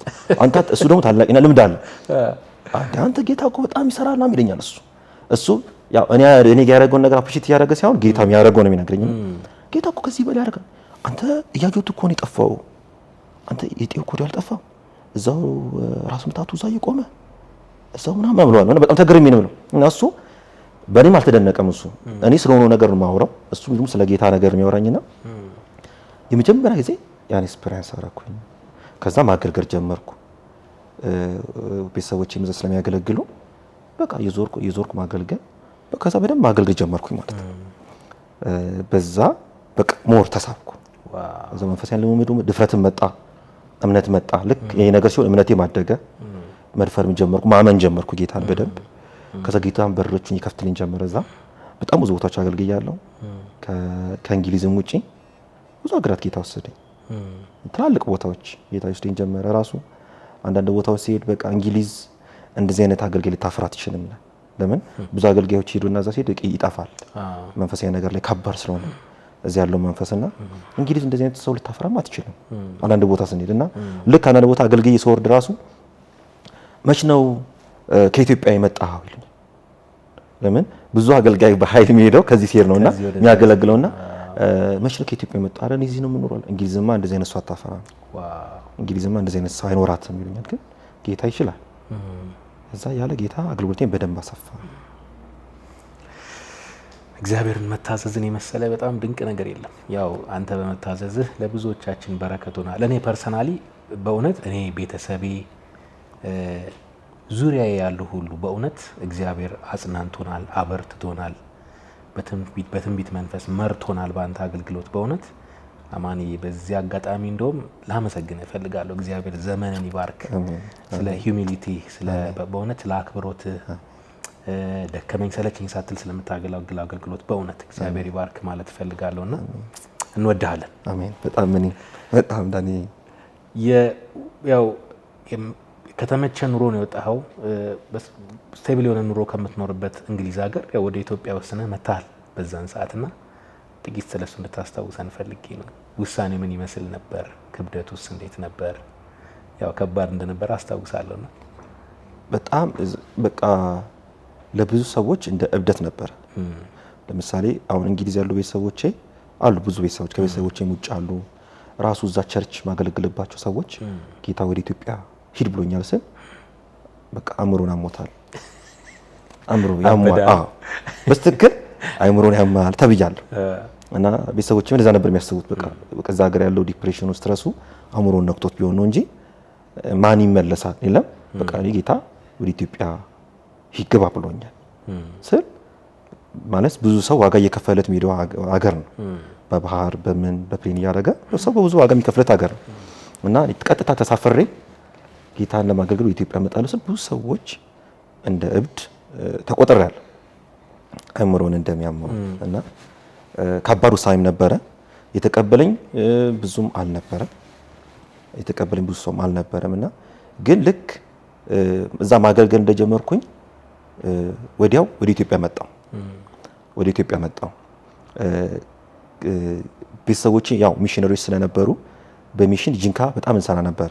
ከዛ በፊት ስንሰራ ከወንድሞቼ ከቤተሰቦቼ ጋር ሲሄድ እነሱን ለማገዝ እንደ ቤተሰብ ሚሽናቸውን ለማገዝ ሚሽነሪ ቤተሰብ ስለሆነ ለማገዝ ሄዳለሁ እንጂ እኛል ስፔሲፊክ ጥሪውና ራዕዩ ኖሮኝ አላገለግልም ነበር። ግን አብሬያቸው አግዛቸው ነበር። ግን ልክ እኔ ከኢንካውንተሩ በኋላ ጌታ ከተናገረኝ በኋላ ጌታ በአካል መጥቶ ትእዛዝን ከሰጠኝ በኋላ ወደ ጂንካ መጣሁ ማለት ነው። እንደዚህ ጋር ላቋርጠህና አሁን የምታገለግልባት ቤተክርስቲያን የጂሰስ ክራይስት አፖስቶሊክ ቤተክርስቲያን መስረታው እዛ ነው እዚህ ነው? መስረታው እዚህ ነው። ኦኬ። ጌታ ወደ ሀገር ገብተህ ነው ስራ ያለኝ። እዛ ማድረግ ይቻል ነበር፣ ግን የጌታ ሀሳብ እዚህ ነው። እዛ ቀላል ነው ሲስተሙ፣ ብዙ ነገርም ቀላል ነው እዛ የተመቻቸ ሀገር ስለሆነ እና ግን ጌታ አላማው ጄሲን አፖስቶሊክ ቤተክርስቲያንን ለመትከል አላማው ኢትዮጵያ ስለሆነ ኢትዮጵያ የተተከለችው። በፊት ቤተክርስቲያን ስትጋበዝና ስትመጣ ስታገለግል ምናምን ትውውቃችን ኦልሞስት 10-11 ዓመት እና ሳገኝህ ግን ኢትዮጵያ መተህ ቤተክርስቲያኗ ተተክላ ከዛ ሀገር እንድናስታውሰውም ስለፈለኩኝ ነው። መጥቶ አማን ቸርች ጀምሯል ሲባል መጣን እንካፈልና በጣም ደንግጫለሁ። እውነት ለመናገር 5 በ4 የሆነች ቆርቆሮ ቤት እዛ ውስጥ በቃ ጤም ብሎ የሚፈስ ድንቅ መንፈስ ነው ያለው፣ ድንቅ አምልኮ። እንዴት ነው ያ ሊሆን የቻለው? አማን እንዴት ያን መቀበል አልከበደህም ወይ? ከዛ የኑሮ ስታይል መተህ በዚህ ቤት እዚህ ሀገር ላይ በደዚህ አይነት ሁኔታ ለማገልገል ዋጋ ለመክፈል ምንድን ነው ሚስጥሩ የወሰንክበት? በእውነት በጣም ማወቅ ስለምፈልግ። ትክክል። ብዙ ሰው ይገርመዋል እውነት ለመናገርና ይሄ የእግዚአብሔር ሀሳብ ነው። እዚህ ከመጣሁ በኋላ ከዛ ኢትዮጵያ ሙቭ ካረኩ በኋላ ጌታ ከተናገረኝ በኋላ እዚህ ስመጣ አንደኛ ምንም ብዙም ሰው አላውቅም። በወጣትነት የሚሄድኩት የተማርኩት እዛ ነው። ኮሚኒኬሽን የለኝም። ለምን በቃ በፊት ማውቃቸው የወጣትነት ጓደኞች ናቸው። አሁን ደግሞ የመጣሁበት አመጣጥ ለጌታ ነው፣ ይለያል። ስለዚህ የፊቱን ይዤ መቀጠል ማለት ነው። የፊቱን ደግሞ ጠንካራ አልነበረም፣ የልጅነት ነው። አሁን ስመጣ ግን ለትልቅ አጀንዳ ስለመጣው በቃ ጠንካራ የሆኑ ነገሮች ሰዎችን ማላቅምም ሲስተም አልነበረኝም። ግን መጣው ጌታ የሚገርም ነገር እንደ ቃሉ ሰዎችን አስተዋወቀኝ። አሁን እልፍ ሰው ነው የማውቀው። ጌታ በሮችን ከፈተልኝ። ምንም ሰው አላቅም ነበር፣ ቤተሰቦችን ብቻ ነበርና ያው ክፍለ ሀገር በሚሽን ስለሚሄድ ብዙን ክፍለ ሀገር ነው የማውቀው።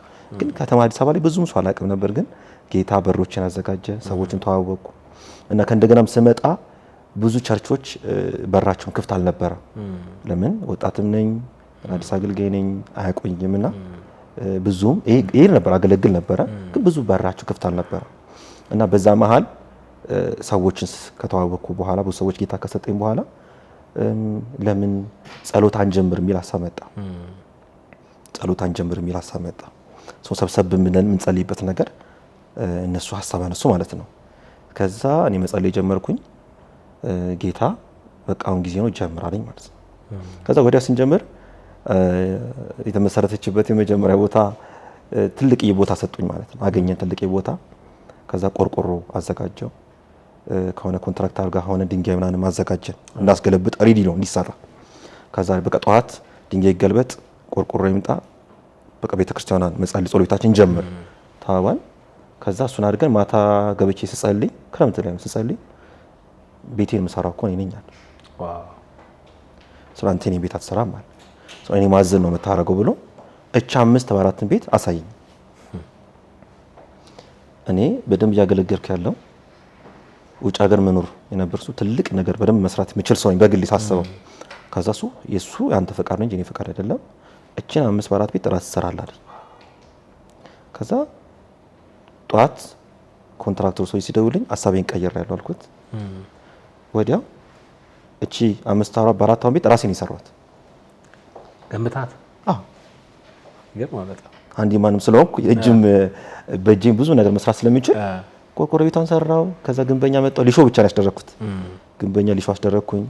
ስቴጁን የምታያት ያያትን ያችን ስቴጁን እንዳለ ቤቷን በኮምፖርሳቶ ኮርኒሱን ያችን ቆርቆሮ ቤት ሙሉ የሰራሁት ራሴ ነው።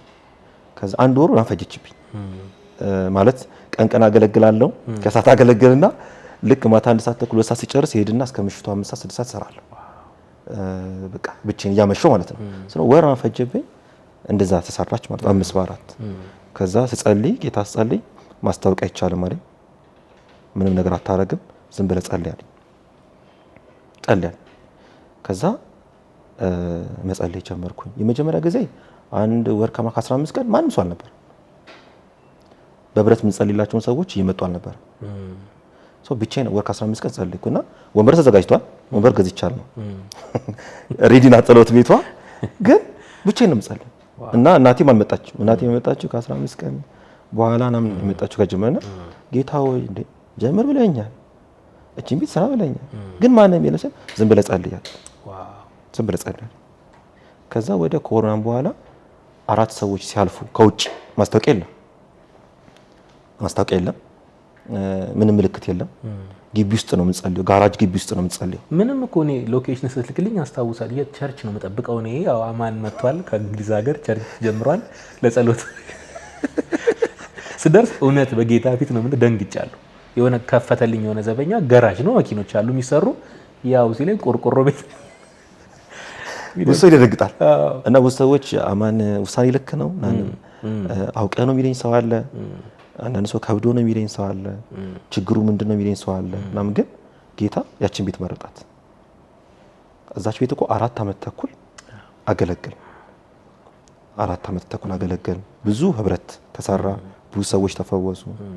ብዙ ሰዎች ነፃ ወጡ። ድንቅ ጊዜ እንደውም ያሳለፍነው እዛች ቤት ነው። በጣም ብዙ ምስክርነቶች እዛች ቤት እንደሆኑ አይቻለሁ በአይኔ ተመሰክራለሁ። አስታውሰን ጥቂቶቹ። በጣም ብዙ ነው። ለምሳሌ ከጅማ በሚኒባስ አምጥተው አስታውሳለሁ። እዛ እየጸለይን እንደዚህ በቃሪዛ መጡልን ሰዎች አሉ።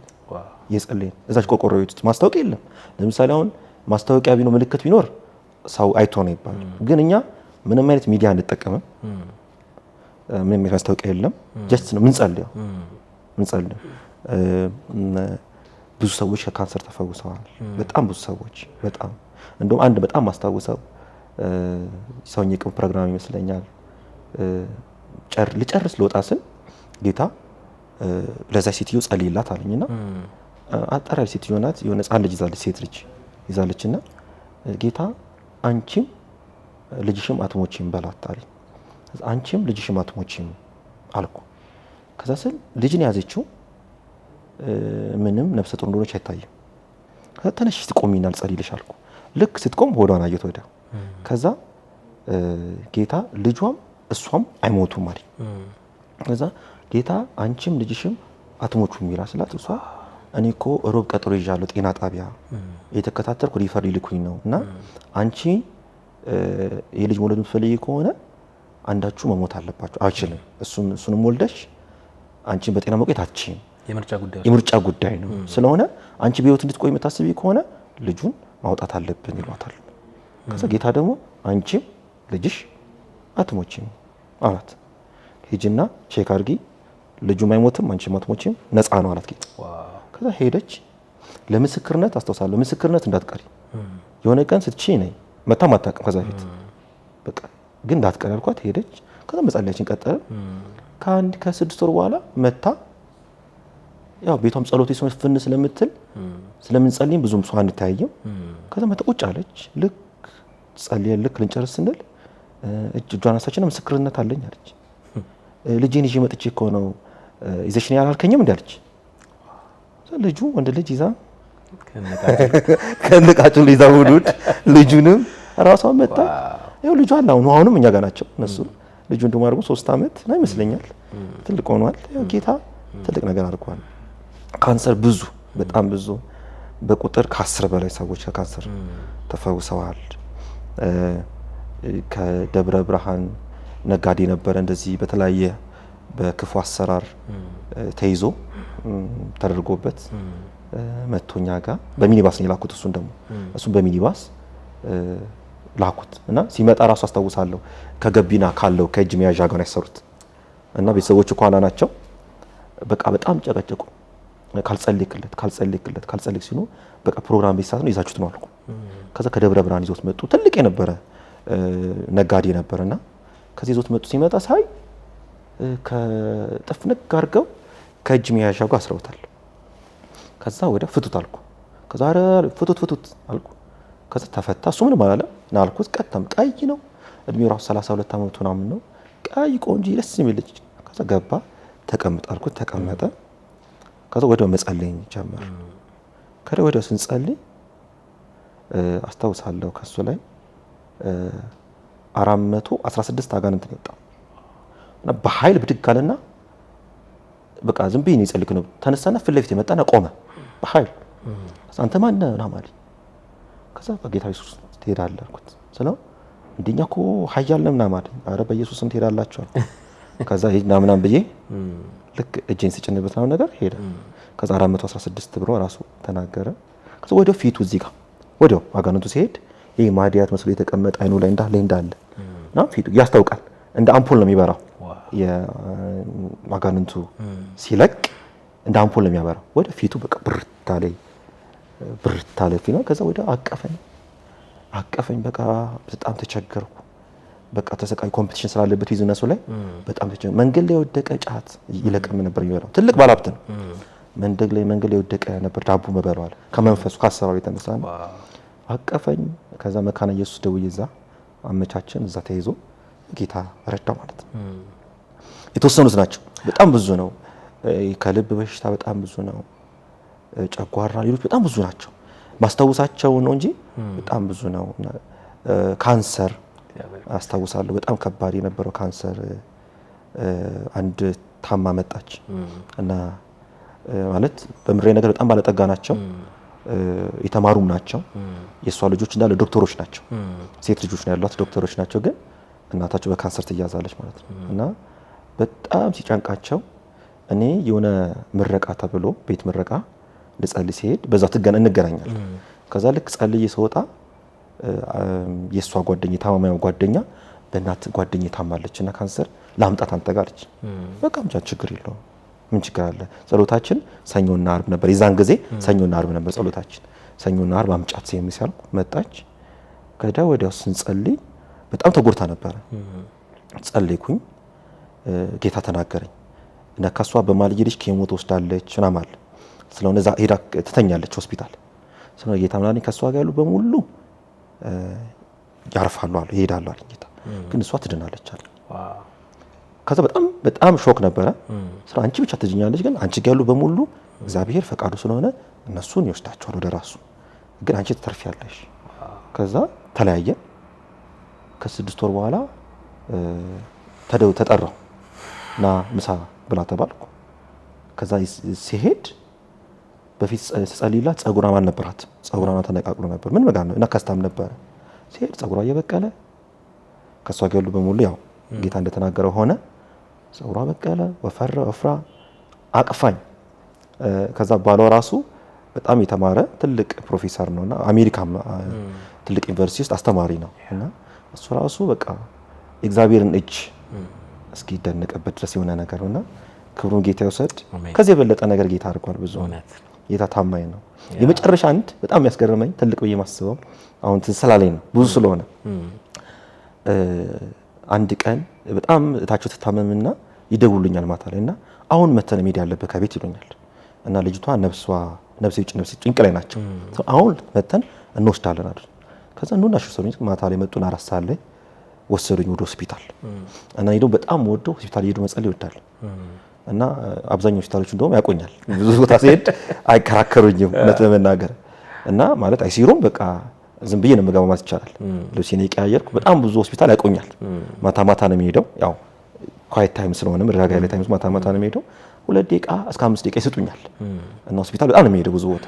ከዛ ልክ ሲሄድ ዶክተሩ 2 ደቂቃ ነው የምሰጣለኝ። እሺ አልኩ። ልብስ ቀያየርኩኝ። ራሳቸውን ይወሰዱኝ።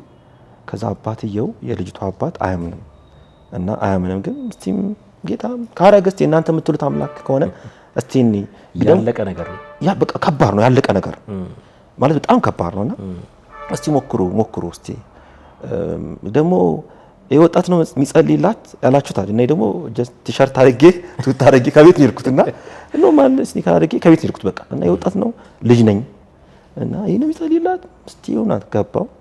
ከዛ ዶክተር ወደ ደቂቃ አለኝ ሰው ሩም ውስጥ እንዲቀመጥ አይፈቀድም፣ አንድ ሰው ብቻ ነው የሚፈቀድ አይሲ ሩም ስለሆነ። ከዛ ገባው። ከዛ ልክ ልጸልይ ስል በጣም ልጅቷን ሳይ ደነገጥኩኝ። ለምን 32 ኪሎ ናት እና በቃ አጥንቷ ነው የወጣው 32 ኪሎ እና ሆስፒታሉ ስሙ ማጥቀስ አልፈለኩም እና በቃ አጥንቷ ነው የሚታየው በቃ 32 ኪሎ ናት ታያለች እንጂ ምንም ነገር አታውቅም። ማሽኖቹ ይጮሃሉ እና በጣም ሳይ ተረበሽኩ። ከዛ ቁጭ አልኩ ስል ጌታ እግዚአብሔር አለ በል አለኝ። ዋው ስል እግዚአብሔር አለ በል በጌታ በኢየሱስ ስም እግዚአብሔር አለ አልኩ እና እሷ ታያለች ሰማኛለች፣ ግን ምንም ነገር አትናገርም። እግዚአብሔር አለ ከዛ እኔ ድገምና እግዚአብሔር አለ በል እግዚአብሔር አለ። ከዛ ልክ ልጸልይ ስል እንዳትጸልይ አለኝ። ዞና አሁን በ7 ቀን ውስጥ አስወጣታለሁ አለኝ። እነሱ ይሄን ሲናገር ነካ እህቶቿ ቤተሰቦቿ እነሱ ቤት ድንኳንና ወንበር እየደረደሩ ነው ያዘጋጁ ነው ኦሬዲ አልቋል ተብሎ። ከዛ ወዲያው ዶክተሩን ነርሱን አናግሬያት ነርሷን አንድ ሰው የሚሰማ የለም በደንብ ምስክርነት እንዲሆን መጣች። እህቷ በ7 ቀን ውስጥ ጌታ ያወጣታል ጌታ ያወጣታለሁ እያለ ነው። በ7 ቀን በሰባተኛው ቀን ጌታ ያስወጣታል አልኩ። ልጸልይ ሲል ውጣ አለኝ። ጨርሻለሁ አስታውቃለሁ። ወዲያ ውጣ አለኝ። ምንም ነገር ጸልይኩ ወጥቼ መጣሁ ወደ ቤት ማለት ነው። ራሳቸው ቤት አደረሱኝ።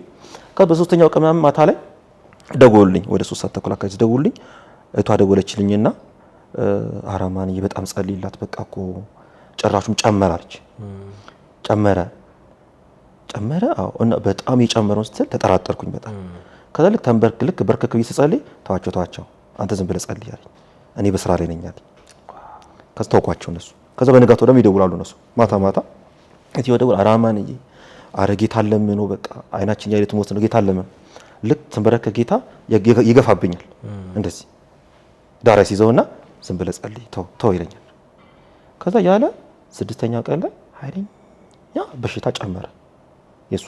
ከዛ ማታ 6 ሰዓት ከሩብ ደወሉልኝ ሌሊት ማታ ላይ ነውና እኔ ስለማመሽም ማታ ደወሉልኝ። ከዛ አራማንዬ በቃ አሁንማ ዛሬ አታርም እኔ ደግሞ በቃ እምነቴን ጨራሹ ማጣየቅ ጀመረ የለም ጌታ ብዙ ነገር ሳላማመደኝ ብዙም ኩሽን ማድረግ ሰው አልነበርኩ።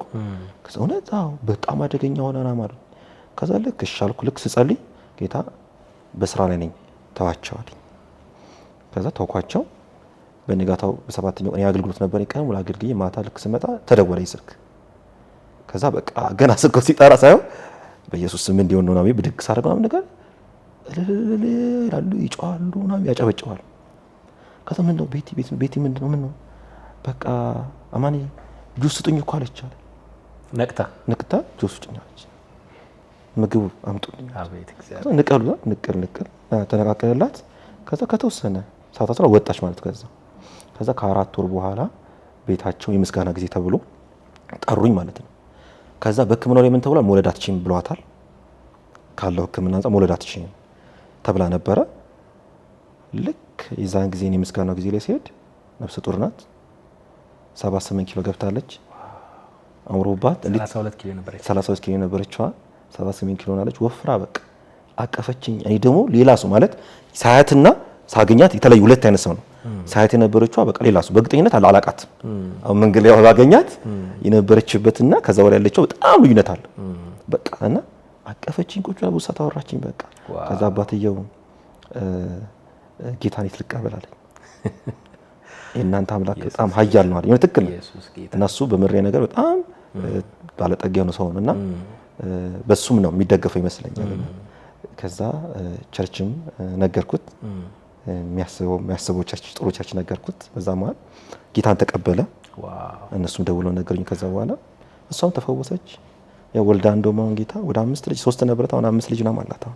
እግዚአብሔር ይባረክ። ክብሩን ጌታ ይወስድና ጌታ ታማኝ በጥቂቱ ነው በጣም ብዙ ነው በጣም ብዙ አላስታውሳቸውም ብዙዎች በደንብ እንሄድባቸዋለን በሌላ ፕሮግራም። በደንብ ታዲያ ሁሉ ጊዜ ለጸሎት አንተ ጋር ስንመጣ እናትህ ተንበርከው ነው የምናገኛቸው። ከእናትህ ጋር ነው የምታገለግለው። ምንድን ነው ሚስጥሩ? ብዙ ነው። አጠራርክ እስቲ። ብዙ ነው። ለምሳሌ ብዙ ነው ስል በዛ ታይም ይሄ ጥሪ ሲመጣ ይሄ እግዚአብሔር ጥሪ ሲመጣ መጀመሪያ ያለ ምንም ነገር የተቀበለችኝ እሷ ናት።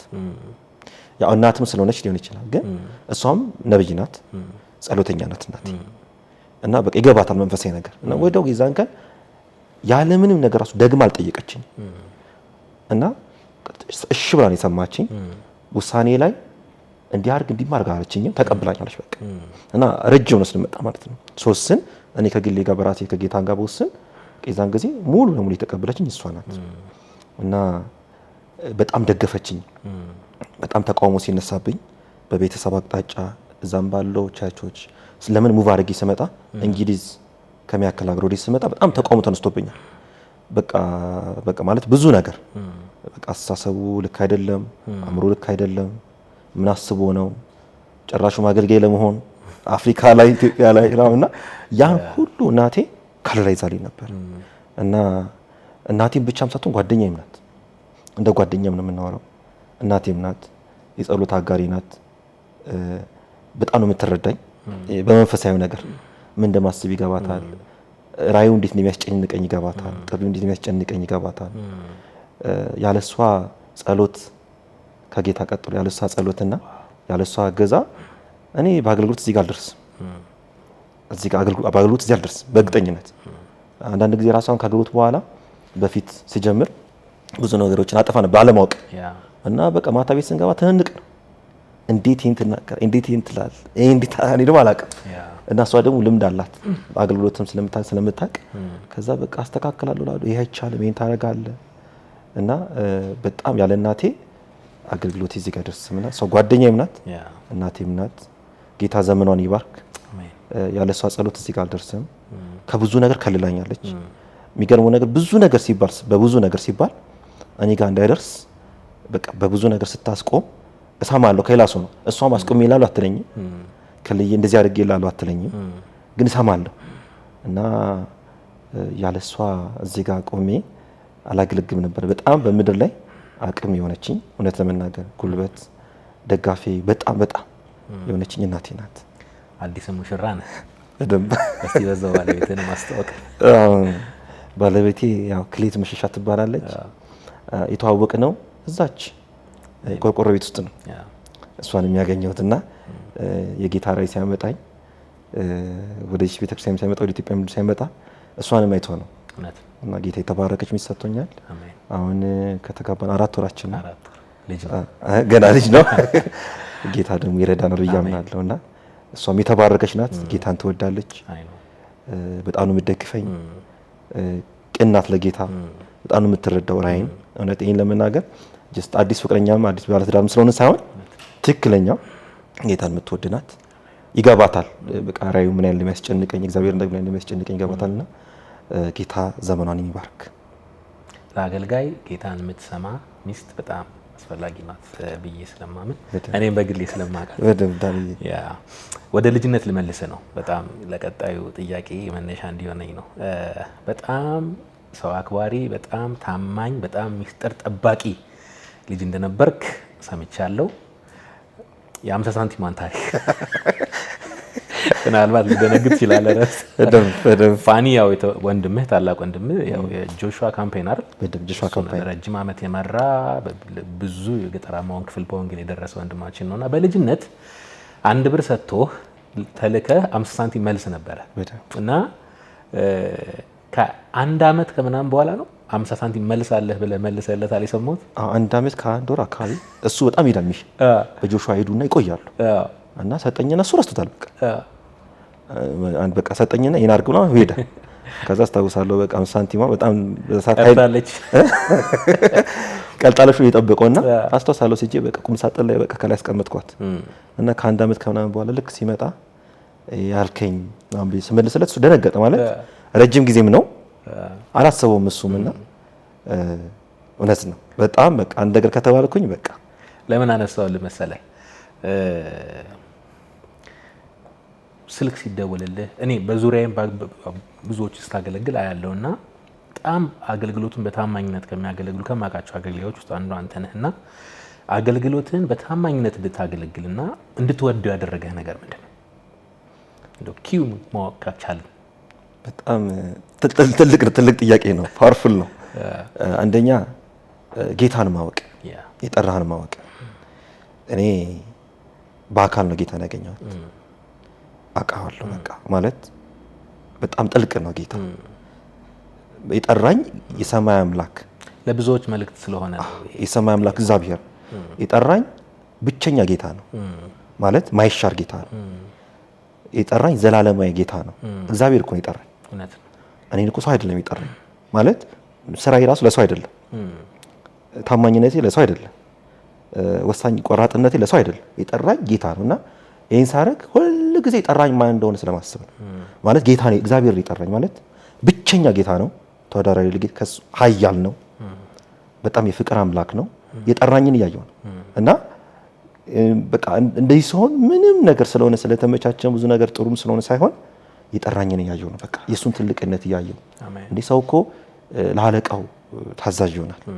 ለአለቃው ጎንበስ ቀና ይላል። እኔን እኮ የጠራኝ እኮ የሰማይ አምላክ ጌታ እኮ ነው። እግዚአብሔር እኮ ነው የጠራኝ። አክብሮ ወዶ መርጦ እኔን ትልቅ ሰው ብሎ ነው ጌታ የጠራኝ። እንዴት እንደዛ አልሆነ? እንዴት እንደዛ አልሆነ? ደግሞ የኔ ጥሪ ነው የሚሻር አይደለም፣ ዘላለማዊ ነው እና ለዚህ ነው ለጌታ ታማኝ መሆን። እሱን ሳይ በቃ የሱን ትልቅነት ሳይ፣ የሱን ጌትነት ሳይ፣ የሱን አምላክነት ሳይ ገና ከዚህ በላይ ሆናለሁ። ጌታን እውነት ለመናገር ብችልም በሆንም ደስ ይለኛል። ገና ሆናለሁ ጌታ በረዳኝ መጠን። ጌታ እግዚአብሔር እኮ ነው። እግዚአብሔር እኮ ነው የጠራን እኮ እግዚአብሔር ማለት ዘላለማዊ ጌታ ነው። ሁሉ ነገር ሲቀያየር፣ ብዙ ነገር ሲለዋወጥ፣ ብዙ ነገር ሲጠፋ እሱ እዛው አለ። ዙፋኑ የጸና ነው። ታዲያ ለዚህ ጌታ እንዴት እንደዚህ ያለው እንዳኔ ገና ሆናለሁ። ጌታ ይረዳናል። ከዚሁ ጋር ተያይዞ ያው በብዙ ገጠራማ ክፍሎች ወንጌልን ትሰብካለህ። የገባህ ወንጌል ምንድን ነው? በጣም ወንጌል ኢየሱስ ነው። ወንጌል ኢየሱስ ነው። ከኢየሱስ ውጭ ወንጌል የለም። በቃ ወንጌል የሚለው ቃል ራሱ ኢየሱስ ነው እና የኢየሱስ ደግሞ መምጣቱ ደግሞ የሰው ልጅ የዘላለም ሕይወት እንዲኖረው ነው። እነዚህ ደግሞ ሰዎች መስማት አለባቸው። ሰው ሁሉ መዳን አለበት ብዬ አምናለሁ። ወንጌልን መስማት አለበት ብዬ አምናለሁ። ኢየሱስን ማግኘት አለበት፣ መቀበል አለበት ብዬ አምናለሁ እና አሁን ብዙ ቦታ በእኛ አገር ላይ ብዙ ቦታ ወንጌል ያልተደረሰባቸው ቦታዎች አሉ። አሁን ይመስለናል ከተማዋ ላይ ከምናየው ሁኔታ ሚዲያ ላይም ከምናየው ነገር በቃ ኢትዮጵያ በወንጌል የተጠቀለቀች ይመስለናል። ግን እኔ በጣም ጌታ ረድቶኝ በጣም ብዙ ሆነቻለሁ። በፐርሰንት እስከ 92% ይሆናል ሙሉ ሄጃለሁ። ከመቶ 8% ቢቀረኝ ነው ወደ ሰሜኑ ነው የሚቀረኝ። ወደ ጫፉ ሰሜን ነው እንጂ አብዛኛው ቦታ ሄጃለሁና ወንጌል በጣም ወደ ውስጥ ስትገባ ወንጌል ምንም የሌለባቸው ቦታ ያልተነካባቸው ቦታዎች አሉ። ጌታን ኢየሱስን የማያውቁ እግዚአብሔር አለ፣ ግን ጌታን የማያውቁ ቦታዎች አሉ። በዛፍ የሚያመልኩ ሰዎች አሉ፣ በከብት የሚያመልኩ ሰዎች እኮ አሉ። ዝም ብሎ ፍጥረት የሚያመልኩ ሰዎች አሉ። እነሱ ወንጌል መስማት አለባቸው ብዬ አምናለሁ። የዘላለም ሕይወት በኢየሱስ የሚገኘውን የዘላለም ሕይወት መቀበል አለባቸው ብዬ አምናለሁ። የምወደው ነው። ገጠር መሄድ በጣም ነው የምወደው። በቃ እወደዋለሁ። ገጠር ለገጠር መሄድ፣ ገጠር ማገልገል፣ ያልተደረሰበት ቦታዎች ሄዶ ወንጌልን ማድረስ መወደው እና ትልቁ ሚስጥር ትልቁ አጀንዳ የተጠራውበትም እኮ ለሱ ነው። እውነት ነው። የተጠራውት እኮ ያልተደረሰ ቦታ እንዲሄድ ነው እንጂ አንድ ቦታ ተቀምጬ ወይ አንድ ቦታ ተገኝቼ ዘመኔ እንዲያልቅ አይደለም። እና ወንጌል እሱ ነው ዳኒ። የወንጌል እውነት በጣም ጥልቅ ነው። ያው እንደ ቤተሰብም እንደ ቤተክርስቲያንም እንደ ሀገርም ነፃ የሚያወጣን ወንጌል ነው ብዬ አምናለሁ። ግን ያው ትንሽ የመበረዝ ሮንግ የሆኑ አካሄዶች የመኬድ ነገር አለና በወንጌል ጉዳይ ያው እንደ አገልጋይ አንተ ምን ትላለህ እዛ ላይ? መጀመሪያ ወንጌል ምንድን ነው የሚለው ነገር ማየት ያስፈልጋል። ለምሳሌ ወንጌል ኢየሱስ ነው። በቃ ኢየሱስ ደግሞ የዘላለም ሕይወት ነው። አሁን በዚህ ዘመን ይሄን ወንጌል ሰዎች ከብዙ ነገር ጋር ይቀይጡታል። ለምሳሌ አንደኛው እሰማለሁ ጌታን ከተቀበልክ ትባረካለህ፣ ጌታን ከተቀበልክ እንደዚህ ትሆናለህ፣ ጌታን ተከተል እንደዚህ የሚባሉ ስብከቶች ሰማለሁ መንገድ ላይ በተለያየ ቦታ። ወንጌል እሱ አይደለም። ወንጌል የዘላለም ህይወት ነው። በቃ ኢየሱስ የመጣው በምድር ላይ የመጣው በመስቀል ላይ ሞተው የዘላለም ህይወት ሊሰጥ እንጂ የምድር ባለጠጋ ሊያደርግ አይደለም። ሰው ልጅ ጌታ ኢየሱስ ክርስቶስን ሲቀበል በኢየሱስ ሲያምን የሚያገኘው አንድና አንድ ብቻ ነው፣ የዘላለም ህይወት ነው። አይባርክም እያልኩ አይደለም። መንገዱ ላይ ያለ ነገር መጀመሪያ መጽሐፍ ቅዱስ የሚለው እኮ ጽድቅና መንግስቱ ምን አድርጉ ፈልጉ፣ ሌላው ምን ያደርጋል? በቃ ይሄን የተሰጠን ህግ ጽድቅና መንግስቱ ነው። አንድ ሰው ጌታ ኢየሱስን ሲያገኝ ወይ ጌታ ኢየሱስ ሲቀበል ወይ ወደ ቤተክርስቲያን ሲመጣ ከቤተ ክርስቲያን የሚያገኘው ምንድን ማለት ነው? የእግዚአብሔር መንግስት ያገኛል። በማን? በክርስቶስ የሆነውን ጽድቅና መንግስቱን እሹ፣ ሌላው ምን ያደርጋል? ይጨመራል። በቃ መጀመሪያ መንግስቱን፣ ከዛ ጽድቁን፣ በሱ የምንኖረው ጽድቁን፣ ሌላው የሚጨመር ነው፣ ተጨማሪ ነው። ዳንዬ መኪና ቢኖር ተጨማሪ ነው እንጂ ሌላ ነገር አይደለም። ሌሎችም አላቸው እኮ ለምሳሌ ሌሎችም አላቸው። በዛኛው መንግስት ያሉ ሰዎችም እኮ ቤት፣ መኪና፣ ሁሉ ነገር እኮ አላቸው፣ ግን የዘላለም ህይወት የላቸው። የዘላለም ህይወት የሚገኘው በጌታ በኢየሱስ ብቻ ነው። ኢየሱስ ወደ ምድር የመጣው የዘላለም ህይወትን ሊሰጥ ነው እንጂ ፎቅ፣ መኪና፣ ቪኤት ሊሰጥ አይደለም።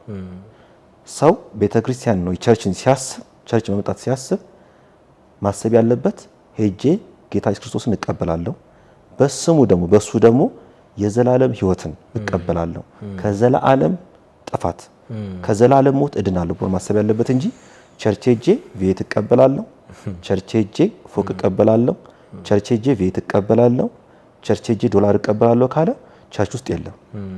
እሱ መርካቶ ነው ያለ። እሱ ተሰርቶ እሱ ተለፍቶ ነው። መጽሐፍ ቅዱስ የሚለው የእጅን ስራ አባርካለሁ ነው የሚለው። ከሰነፍ ጋር ጌታ የተባበረ ምሳሌ ላይ ይናገራል አይደል? ስለ ስንፍና በጣም ምሳሌ ላይ ይናገራል።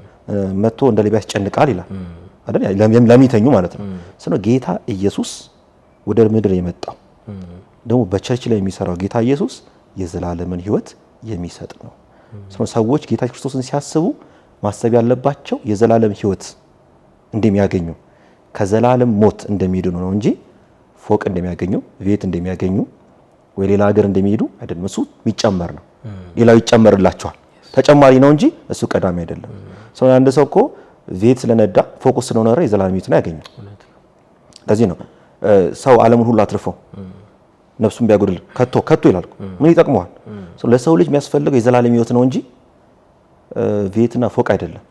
ጽድቁን ደግሞ ስትፈልግ፣ መንግስቱን ስትፈልግ ሌላ ይጨምርልሃል። ይኸው እኛ እየተባረክን አይደል? እኛ እኮ አለን እንበላ የለ እንዴ? ሌሎችም ይበላሉ። እኛም ቤት አለን፣ ቤታችን ኖራል። እኩል ነው፣ ግን ይለያል። የኛ የዘላለም ህይወት አለ። የኛ የሚጠፋ አይደለም። ቤት አለን። የነሱ የሆነ ጊዜ ላይ ይቆማል፣ የሆነ ጊዜ ላይ ይቋጫል። ሰዎች ይሄን ፖይንት ላይ በጣም መናገር ነው ፈልገው ሰዎች ጌታ ኢየሱስን ሲያስቡ፣ ቤተ ክርስቲያንን ሲያስቡ የዘላለም ህይወትን ነው ማሰብ ያለባቸው እንጂ የምድርን ነገር አይደለም። ስለሆነ ጌታ ኢየሱስ የሚሰጠው የዘላለም ህይወት ነው። ለምሳሌ ባለጠጋ መጣና ሁሉን አድርጌያለሁ አለ አይደል? ስለሆነ በመንግስትህ እንድገኝ ምን ማድረግ አለብኝ አለ። እናትና ትእዛዝ ሰጠው አይደል? እናትና አባትና ሁሉን ህግ ፈጽሜያለሁ አለ። ያለን ሁሉ ምን አድርጋለሁ? ያለን ሁሉ ስጥ፣ ለድሆች ስጥና ምን አድርግ? ተከተለኝ። የእግዚአብሔር መንግስት በምድር ብልጥግና ራን አይደረግም። እግዚአብሔር ኢየሱስ ከምድር ሀብት ጋር የሚያገናኘው ነገር የለም። እንደውም ስጥ ነው ያለው እኮ እና ተከተለኝ። ሐዋርያቶችም እኮ ሁሉን ጥለው ተከተሉት ይላል። ስለሆነ ስንመጣ ይዘን የምንመጣው የምድር ነገር የለም ማለት ነው። ይባርካል እኮ እግዚአብሔር፣ አይባርክም እያልኩ አይደለም። ይኸው እኛ ተባርከናል፣ ግን የዘላለም ህይወትም አለን። ግን ኢየሱስ የመጣበት ምንድነው? ለብልጥግና ወንጌል ሳይሆን ትባረካለህ እንደዚህ ይሆንልሃል ሳይሆን የመጣው ኢየሱስ የመጣው ለምንድነው? የዘላለም ህይወት ሊሰጠን ነው። ከዘላለም ሞት ሊያድነን ነው። ከዘላለም ገሃነም ከዘላለም እሳት ሊያወጣን ነው የመጣው ማለት ነው። ይሄ ነው ወንጌል። ይሄ ወንጌል ሲጣመም አገር ትረበሻለች። ይሄ ወንጌል ሲጣመም ትውልድ ይጠፋል። ይሄ ወንጌል ሲጣመም ሰዎች በብዙ ውድቀት ውስጥ ይገባሉ። ለምን? ወንጌል እኮ ይፈውሳል። ወንጌል አገርን ያድሳል፣ ሪቫይቫል ያመጣል፣ መነቃቃት ያመጣል፣ የተማረ ትውልድ ያስነሳል፣ ጤነኛ ትውልድ ያስነሳል፣ ጠቢው ትውልድ ያስነሳል፣ ስነ ስርዓት ያለው ስነ ምግባር ያለው ትውልድ ያስነሳል። ወንጌል ሲጣመም ብዙ ነገር ይጣመማል። አሁን ሰዎች ቸርች ብቻ ይመስለዋል። ሰው ፓስተር አገልጋይ ብቻ የሚጣመም ይመስላቸዋል። አይደለም። ቸርች ብቻ አይደለም። ትውልዱ ሊጣመማል። በቃ ወንጌል ሲጣመም ትውልዱ ይጣመማል። ወንጌል ሲበላሽ ትውልዱ ይበላሻል። መጽሐፍ ቅዱስ የሚናገር ልጅን ይለዋል አይደል? በምን ምድራል? በምን ምራው? በሚሄድበት መንገድ ምራው። በእግዚአብሔር ቃል ጥሩ ትውልድ እንዲሆን በረከት እንዲሆን እኮ ነው። ከእግዚአብሔር ጋር ስትመራው ጥሩ ትውልድ ይሆናል። የእግዚአብሔር ቃል ከተጣመመ ከሳተ ትውልድ ይስታል ማለት ነው። እና የእግዚአብሔር ቃል የሆነው ነገር በትክክል ሲጸና መስመሩን ሲያለቅ ሲቀር አገር ይባረካል፣ ትውልድ ይለመልማል፣ ጠቢባን ይነሳሉ፣ አዋቂ ይነሳሉ፣ ኃያላን ይነሳሉ። ግን ወንጌል ቦታውን ሲያገኝ ማንን ሲያገኝ? ኢየሱስን ሲያገኝ አገር ትባረካለች። ወንጌል ነው ዳኒ። አሜን። ይቺን ጥያቄ በጠይቅህ ደስ ይለኛል። ወስነህ ከመጣህ በኋላ አገልግሎት እዚህ ከጀመርክ በኋላ ሪግሬት አድርገህ ታውቃለህ? እንደው በቃ መመለስ ፈልጋለሁ ያልክበት ሲቹዌሽን ተፈጥሯል? በጣም ብዙ ጊዜ በጣም ከባድ ስለነበረ አሳጥረህ ነገር በጣም ከባድ ጊዜ ነው ያሳለፍኩት። እንደመጣ ማለት በቃ ጸጥ ያለ ጊዜ ነበር። በቃ ጸጥ ያለ ጊዜ በጣም እና በቃ አንዳንድ ጊዜ ለራሴ እላለሁ በቃ እንዲህ ምን አጨናንቀኝ እንዴ? እኔ እዚህ በጣም በብዙ ነገሮች ታልፋለህ፣ ታጣለህ፣ ትጨነቃለህ፣ ራይዋለህ፣ እዚህ ጋር ታስባለህ፣ መንገዶቹን አታውቅም። በቃ በጣም የሰማሁት ድምፅ ጌታ ያሳየኝ ድምፅ ሌላ ነው፣ እዚህ የሚሆነው ሌላ ነው። በጣም ከባድ ምሽቶችን አሳልፌ ያውቃሉ። ራሱ አንዳንድ ጊዜ በቃ እናቴ ቤት ላይ ወጣና በቃ በረንዳው ላይ ተኛለሁ በቃ እና እጄን ዘርግቼ ወደ ላይ ያለው በቃ ምን ውስጥ ነው የገባው? ወደ ላይ ምንም ነገር የለም ሰማይ ነው የሚታየው ነው ወደ ላይና በቃ ምንድነው በቃ እላለሁ። መመለስ እችላለሁ፣ መሄድ እችላለሁ፣ ማለት ወዲያው ልጭ መሄድ እችላለሁ፣ ግን አልችልም። ደግሞ አቅም አለኝ ግን አልችልም። እግዚአብሔር ደግሞ ሐሳብ አለ። ብዙ ጊዜ በጣም ማገልገል ከባድ አደሙ እዚህ ስታገለግል ሌላ ነው ምዕራፍ። በቃ ብዙ ነገሮች ታልፋለህ። ሲስተሙ ከባድ ነው፣ ታጣለህ፣ እንዳሰብኩ አይሆንም። መንፈሳዊ ነገሮች አሉ፣ ከባድ ነው። ብዙ ጊዜ አስቤ ያውቃለሁ። እዛ ደግሞ ቀላል ነው፣ ይመቻል፣ ሲስተሙ አለ፣ ምንም አትጨናነቅም። ቤተክርስቲያን ራሱ በቃ ልንጀምር ብትል በህብረት አድርገህ ቀላል ነው፣ ሁሉ ነገር የተመቻቸ ሀገር ነው። ግን ራዩ ደግሞ እዚህ ያለ ራዩ ደግሞ እዚህ ነው ያለ ደግሞ እዚህ ደግሞ ከባድ ነው፣ አስቸጋሪ ነው። ብዙ ጊዜ አስቤ ያውቃለሁ። ብዙ ጊዜ አንድ ቀን እንደው ጨልሞብኝ በቃ በጣም ከፍቶኝ በቃ እኔ መመለስ አለብኝ። ምን አሰቃየኝ አልኩ። በቃ እንዴ በቃ ማለት አለኝ አቅሙ። ለምሳሌ እኔ ምሰራ ሰው ነኝ፣ እዚህ ደግሞ ታጣለህ። ከባድ ነው። በቃ ምንም ነገር ማድረግ አልችልም። እዛ ሀገር ላይ ለምሳሌ ብዙ ነገር ትራንስፖርቴሽኑ ቀላል፣ ሲስተሙ ቀላል። ከዛ በቃ ያሰብኩኝ የሆነ ምርቃት አለ ምናምን ተብዬ ሄድኩ። ከዛ ሄድኩ ምናምን ነገር ሲሄድ እንደውም የጋበዘኝ ሰውዬ እኔ ጸልዬለት ትልቅ ነገር ጌታ አድርጎለት ነው እኔ ጸልይኩለትና እሱ ተደንቆ ነው የወሰደኝ። ከዛ ሲል እኔ ግን እሱ በጣም እንደ ምስጋና ነው የወሰደኝ። በቃ ብዙ ነገር ተደርጎለት፣ እኔ ግን ጥያቄ ነኝ። እኔ በቃ አልተረጋጋሁ። እኔ ጌታ ጋር በቃ መለሳለሁ። ግራ ይገባኝ ሲዝን እሱ ደግሞ በጣም አንተ ዘመን ይባርክ እረፍት እኮ የሰጠኝ በአንተ እኮ በቃ ነገር የተስተካከለ ቤቴ አማራ ነው። እኔ ግን አገልጋዩ በጣም ጨለም ብሎብኛል እና እሱ ራሱ መጥቶ ወሰደኝና ምርቃቱ ለወሰደኝ እሱ። ከዛ እዛ እግዚአብሔር አገልጋይ ነው ተባለ፣ አስገቡኝ፣ በኋላ ያስቀመጡኝ። በቃ እኔ በቃ ከፍተኝ ቁጭ ያለው ነገር ነካ። የተጋበች ትልቅዬ ነብይ እናት አለች። ከዛ ተነሳች፣ አትፍራ፣ የኔ አጀንዳ ነው፣ በሩ እኮ ተከፍቷል፣ አትፍራ አለ። ይሄ ማለት የዛ ሰዓት ጭልም ያለብኝ ታይም በቃ ማለት በጣም ከፍቶኛል። በጣም በቃ ማለት ክፍት ከእንደገና ተጽዕኖ አለ ከውጭ የሚመጣው። ኢትዮጵያ መጥቻለሁ። ኢትዮጵያን ጥሎ መጣ፣ ብዙ ነገርን ጥሎ መጣ። ትምህርቴን ጥዬ ብዙ ነገር ጥዬ የመጣሁት እሱ ጫናው አለ። ከእንደገና ምንም እያደረኩ አይደለም፣ ከብዶኛል፣ እንደታስር ያለው በጣም ይጋጫል ከህይወቴ ጋር። ማሳየው ነገር የለም፣ አገለግላለሁ በቃና እሱ ሁሉ የቻልኩ ከእንደገና መንገድ ዝግ ነው። ከዛ ጌታ አትፍራ አለኝ። መንገድን ከፍቻለሁ አለኝ። በቃ የዛን ቀን በቃ ያቺን ቀን በቃ እንዴት በቃ የሆነ በቃ ጨለማ ነገር የሆነ መጋረጃ ሲከፈት ነው ያየሁት በቃ ከራሴ ላይ የዛን ቀን። በዛ ሊፍታ ወዲያው የተባለው የጂሲ ቤተክርስቲያን ራይ በጣም መንቀሳቀስ ጀመረ። ከዛ ነው ጌታ የመራኝና ብዙ ጊዜ አስቤ አውቃለሁ። በጣም ብዙ ጊዜ ግን ጌታ ታማኝ ነው። አሜን። እግዚአብሔር ታማኝ ነው፣ ያለውን ይፈጽማል። አሜን። እና ጌታ ትልቅ ነው። ያቺን ጥያቄ ጠየቅኩ ለብዙ አገልጋዮች መጽናናት መበረታት ይሆናል ብዬ ስለማመን ነው። እግዚአብሔር ይባረክ። አሜን። ዳኒ ቤተክርስቲያን አሁን ስፍራ አዲስ ስፍራ ወጣ በአያት አካባቢ ሎሚያድ ፊት ለፊት አይደል? ሎሚያድ ፊት ለፊት ከጂሰስ ክራይስት አፖስቶሊክ ቤተክርስቲያን ምን እንጠብቅ ወደፊት? ብዙ ነው ጌታ የሰጠን ራዕይ። እንደ ቤተክርስቲያን ጌታ የሰጠን ራዕይ ብዙ ነው። ገና በደንብ እንሰራለን። አሁንም በአምቦ ጀምረናል። ኦሬዲ እንደጸሎት ነገር ኦሬዲ የተቋቋመች ነው ቆይታለችም። ኦሬዲ ጨርሰን ነው እዛ ማጥቢያ ይኖረናል በአምቦ ከተማ። ሌሎችም ከተማ ማርክ አድርገን ጨርሰናል። ያዘጋጀን ነው ኦሬዲ። አምቦ ግን ጠንካራ ያለ ነው ኦሬዲ በጣም ስር እየሰደደልን ያለው። በሌሎችም ቦታ ወደ ጅማም ያየና ያለ ነው ኦሬዲ እሱን ቦታ ይዞልናል። ግን ጊዜ ስለሚወስድ እየጠበቅን ነው። ቤተክርስቲያናችን ትልቅ የእግዚአብሔር አጀንዳ ታስፈጽማለች ብለን እናምናለን። ዋናው ልጁ ኢየሱስን ታሳያለች። አሜን። ዋናው ኢየሱስን ታከብራለች። የሚመጣውን ኢየሱስ ክርስቶስን በክብር እንድትጠብቅ ከጌታ እንፈጽማለን። ጌታ በረዳ መጠን እናደርጋለን ብለን እናምናለን። ደግሞ ቤተክርስቲያናችን ለብዙ ሰዎች ጌታ በረከትና ፈውስ አድርጎ ያስነሳት ናት እንደ ቤተክርስቲያን እና ብዙ ነገሮች አሉ ጌታ የሰጠን ብዙ ነገሮች አሉ በራእያችን ላይ የተቀመጠ እንደ ቤተክርስቲያን ደግሞ በመዝገባችን ላይ የተቀመጠ ይህም ደግሞ ጌታ እንደሰጠኝ ራእይ በልቤ ላይ ብዙ ነገሮች አሉ። ግን ብዙ ነገር አለ ብዙ ነው። በደንብ በኃይል የሚታይ ይሆናል ብዬ አምናለሁ። አማንዬ በጣም ድንቅ ቆይታን ያደረግነው። አሜን። ምናልባት እንደ የመጨረሻ ማመስገን የምትፈልገውም ደግሞ መልእክትም ካለ እድል ስጥህ። እኔ ማለት የምፈልገው መጨረሻ አንድ ነገር ማለት የምፈልገው ለሁሉም ለወንጌል አማኙ ትኩረታችሁን ኢየሱስ ላይ አድርጉ። በቃ አሁን ዓለም በተለያየ ነገር እየተናጠ ነው። ወንጌል አማኙ በተለያየ ነገር እየተናጠ ነው። በብዙ ነገር አለ። ቤተክርስቲያን በብዙ ነገር ውስጥ ያለፈች ነው። ግን ትኩረታችን ኢየሱስ ላይ እናርግ። አይናችን ኢየሱስ ላይ እናርግ። ሰይጣን ትልቁ አጀንዳው ሰው ልጅ አይኑን ከኢየሱስ ላይ እንዲያነሳ ነው። ስለሆነ በተለያየ ነገር ሰይጣን ምድሪቷ ላይ ያሉን ኃያላን ሰዎች ያጫወተ እንደሆነ አያለው። በተለያየ ነገር ዓላማው ሌላ ነገር አይደለም። አይናችንን ከክርስቶስ ላይ እንድናነሳ ስለሆነ እና ለሁሉም ለአገልጋዩም ለምእመኑም ሌላውም ለሚመጣውም በሙሉ ለአዲሱም ትውልድ አይኑን ትኩረቱን ሐሳቡን ኢየሱስ ላይ ቢያረክ ብዬ አስባለሁ። ሌላ ዳንያንተም ተባረክ። የቤተክርስቲያንም ሰዎች የኔ ቤተክርስቲያን የጂሲ አፖስቶሊክ ቤተክርስቲያን መሪዎች፣ አገልጋዮች፣ ምእመኖች ሁሉ እግዚአብሔር ይባርካቸው።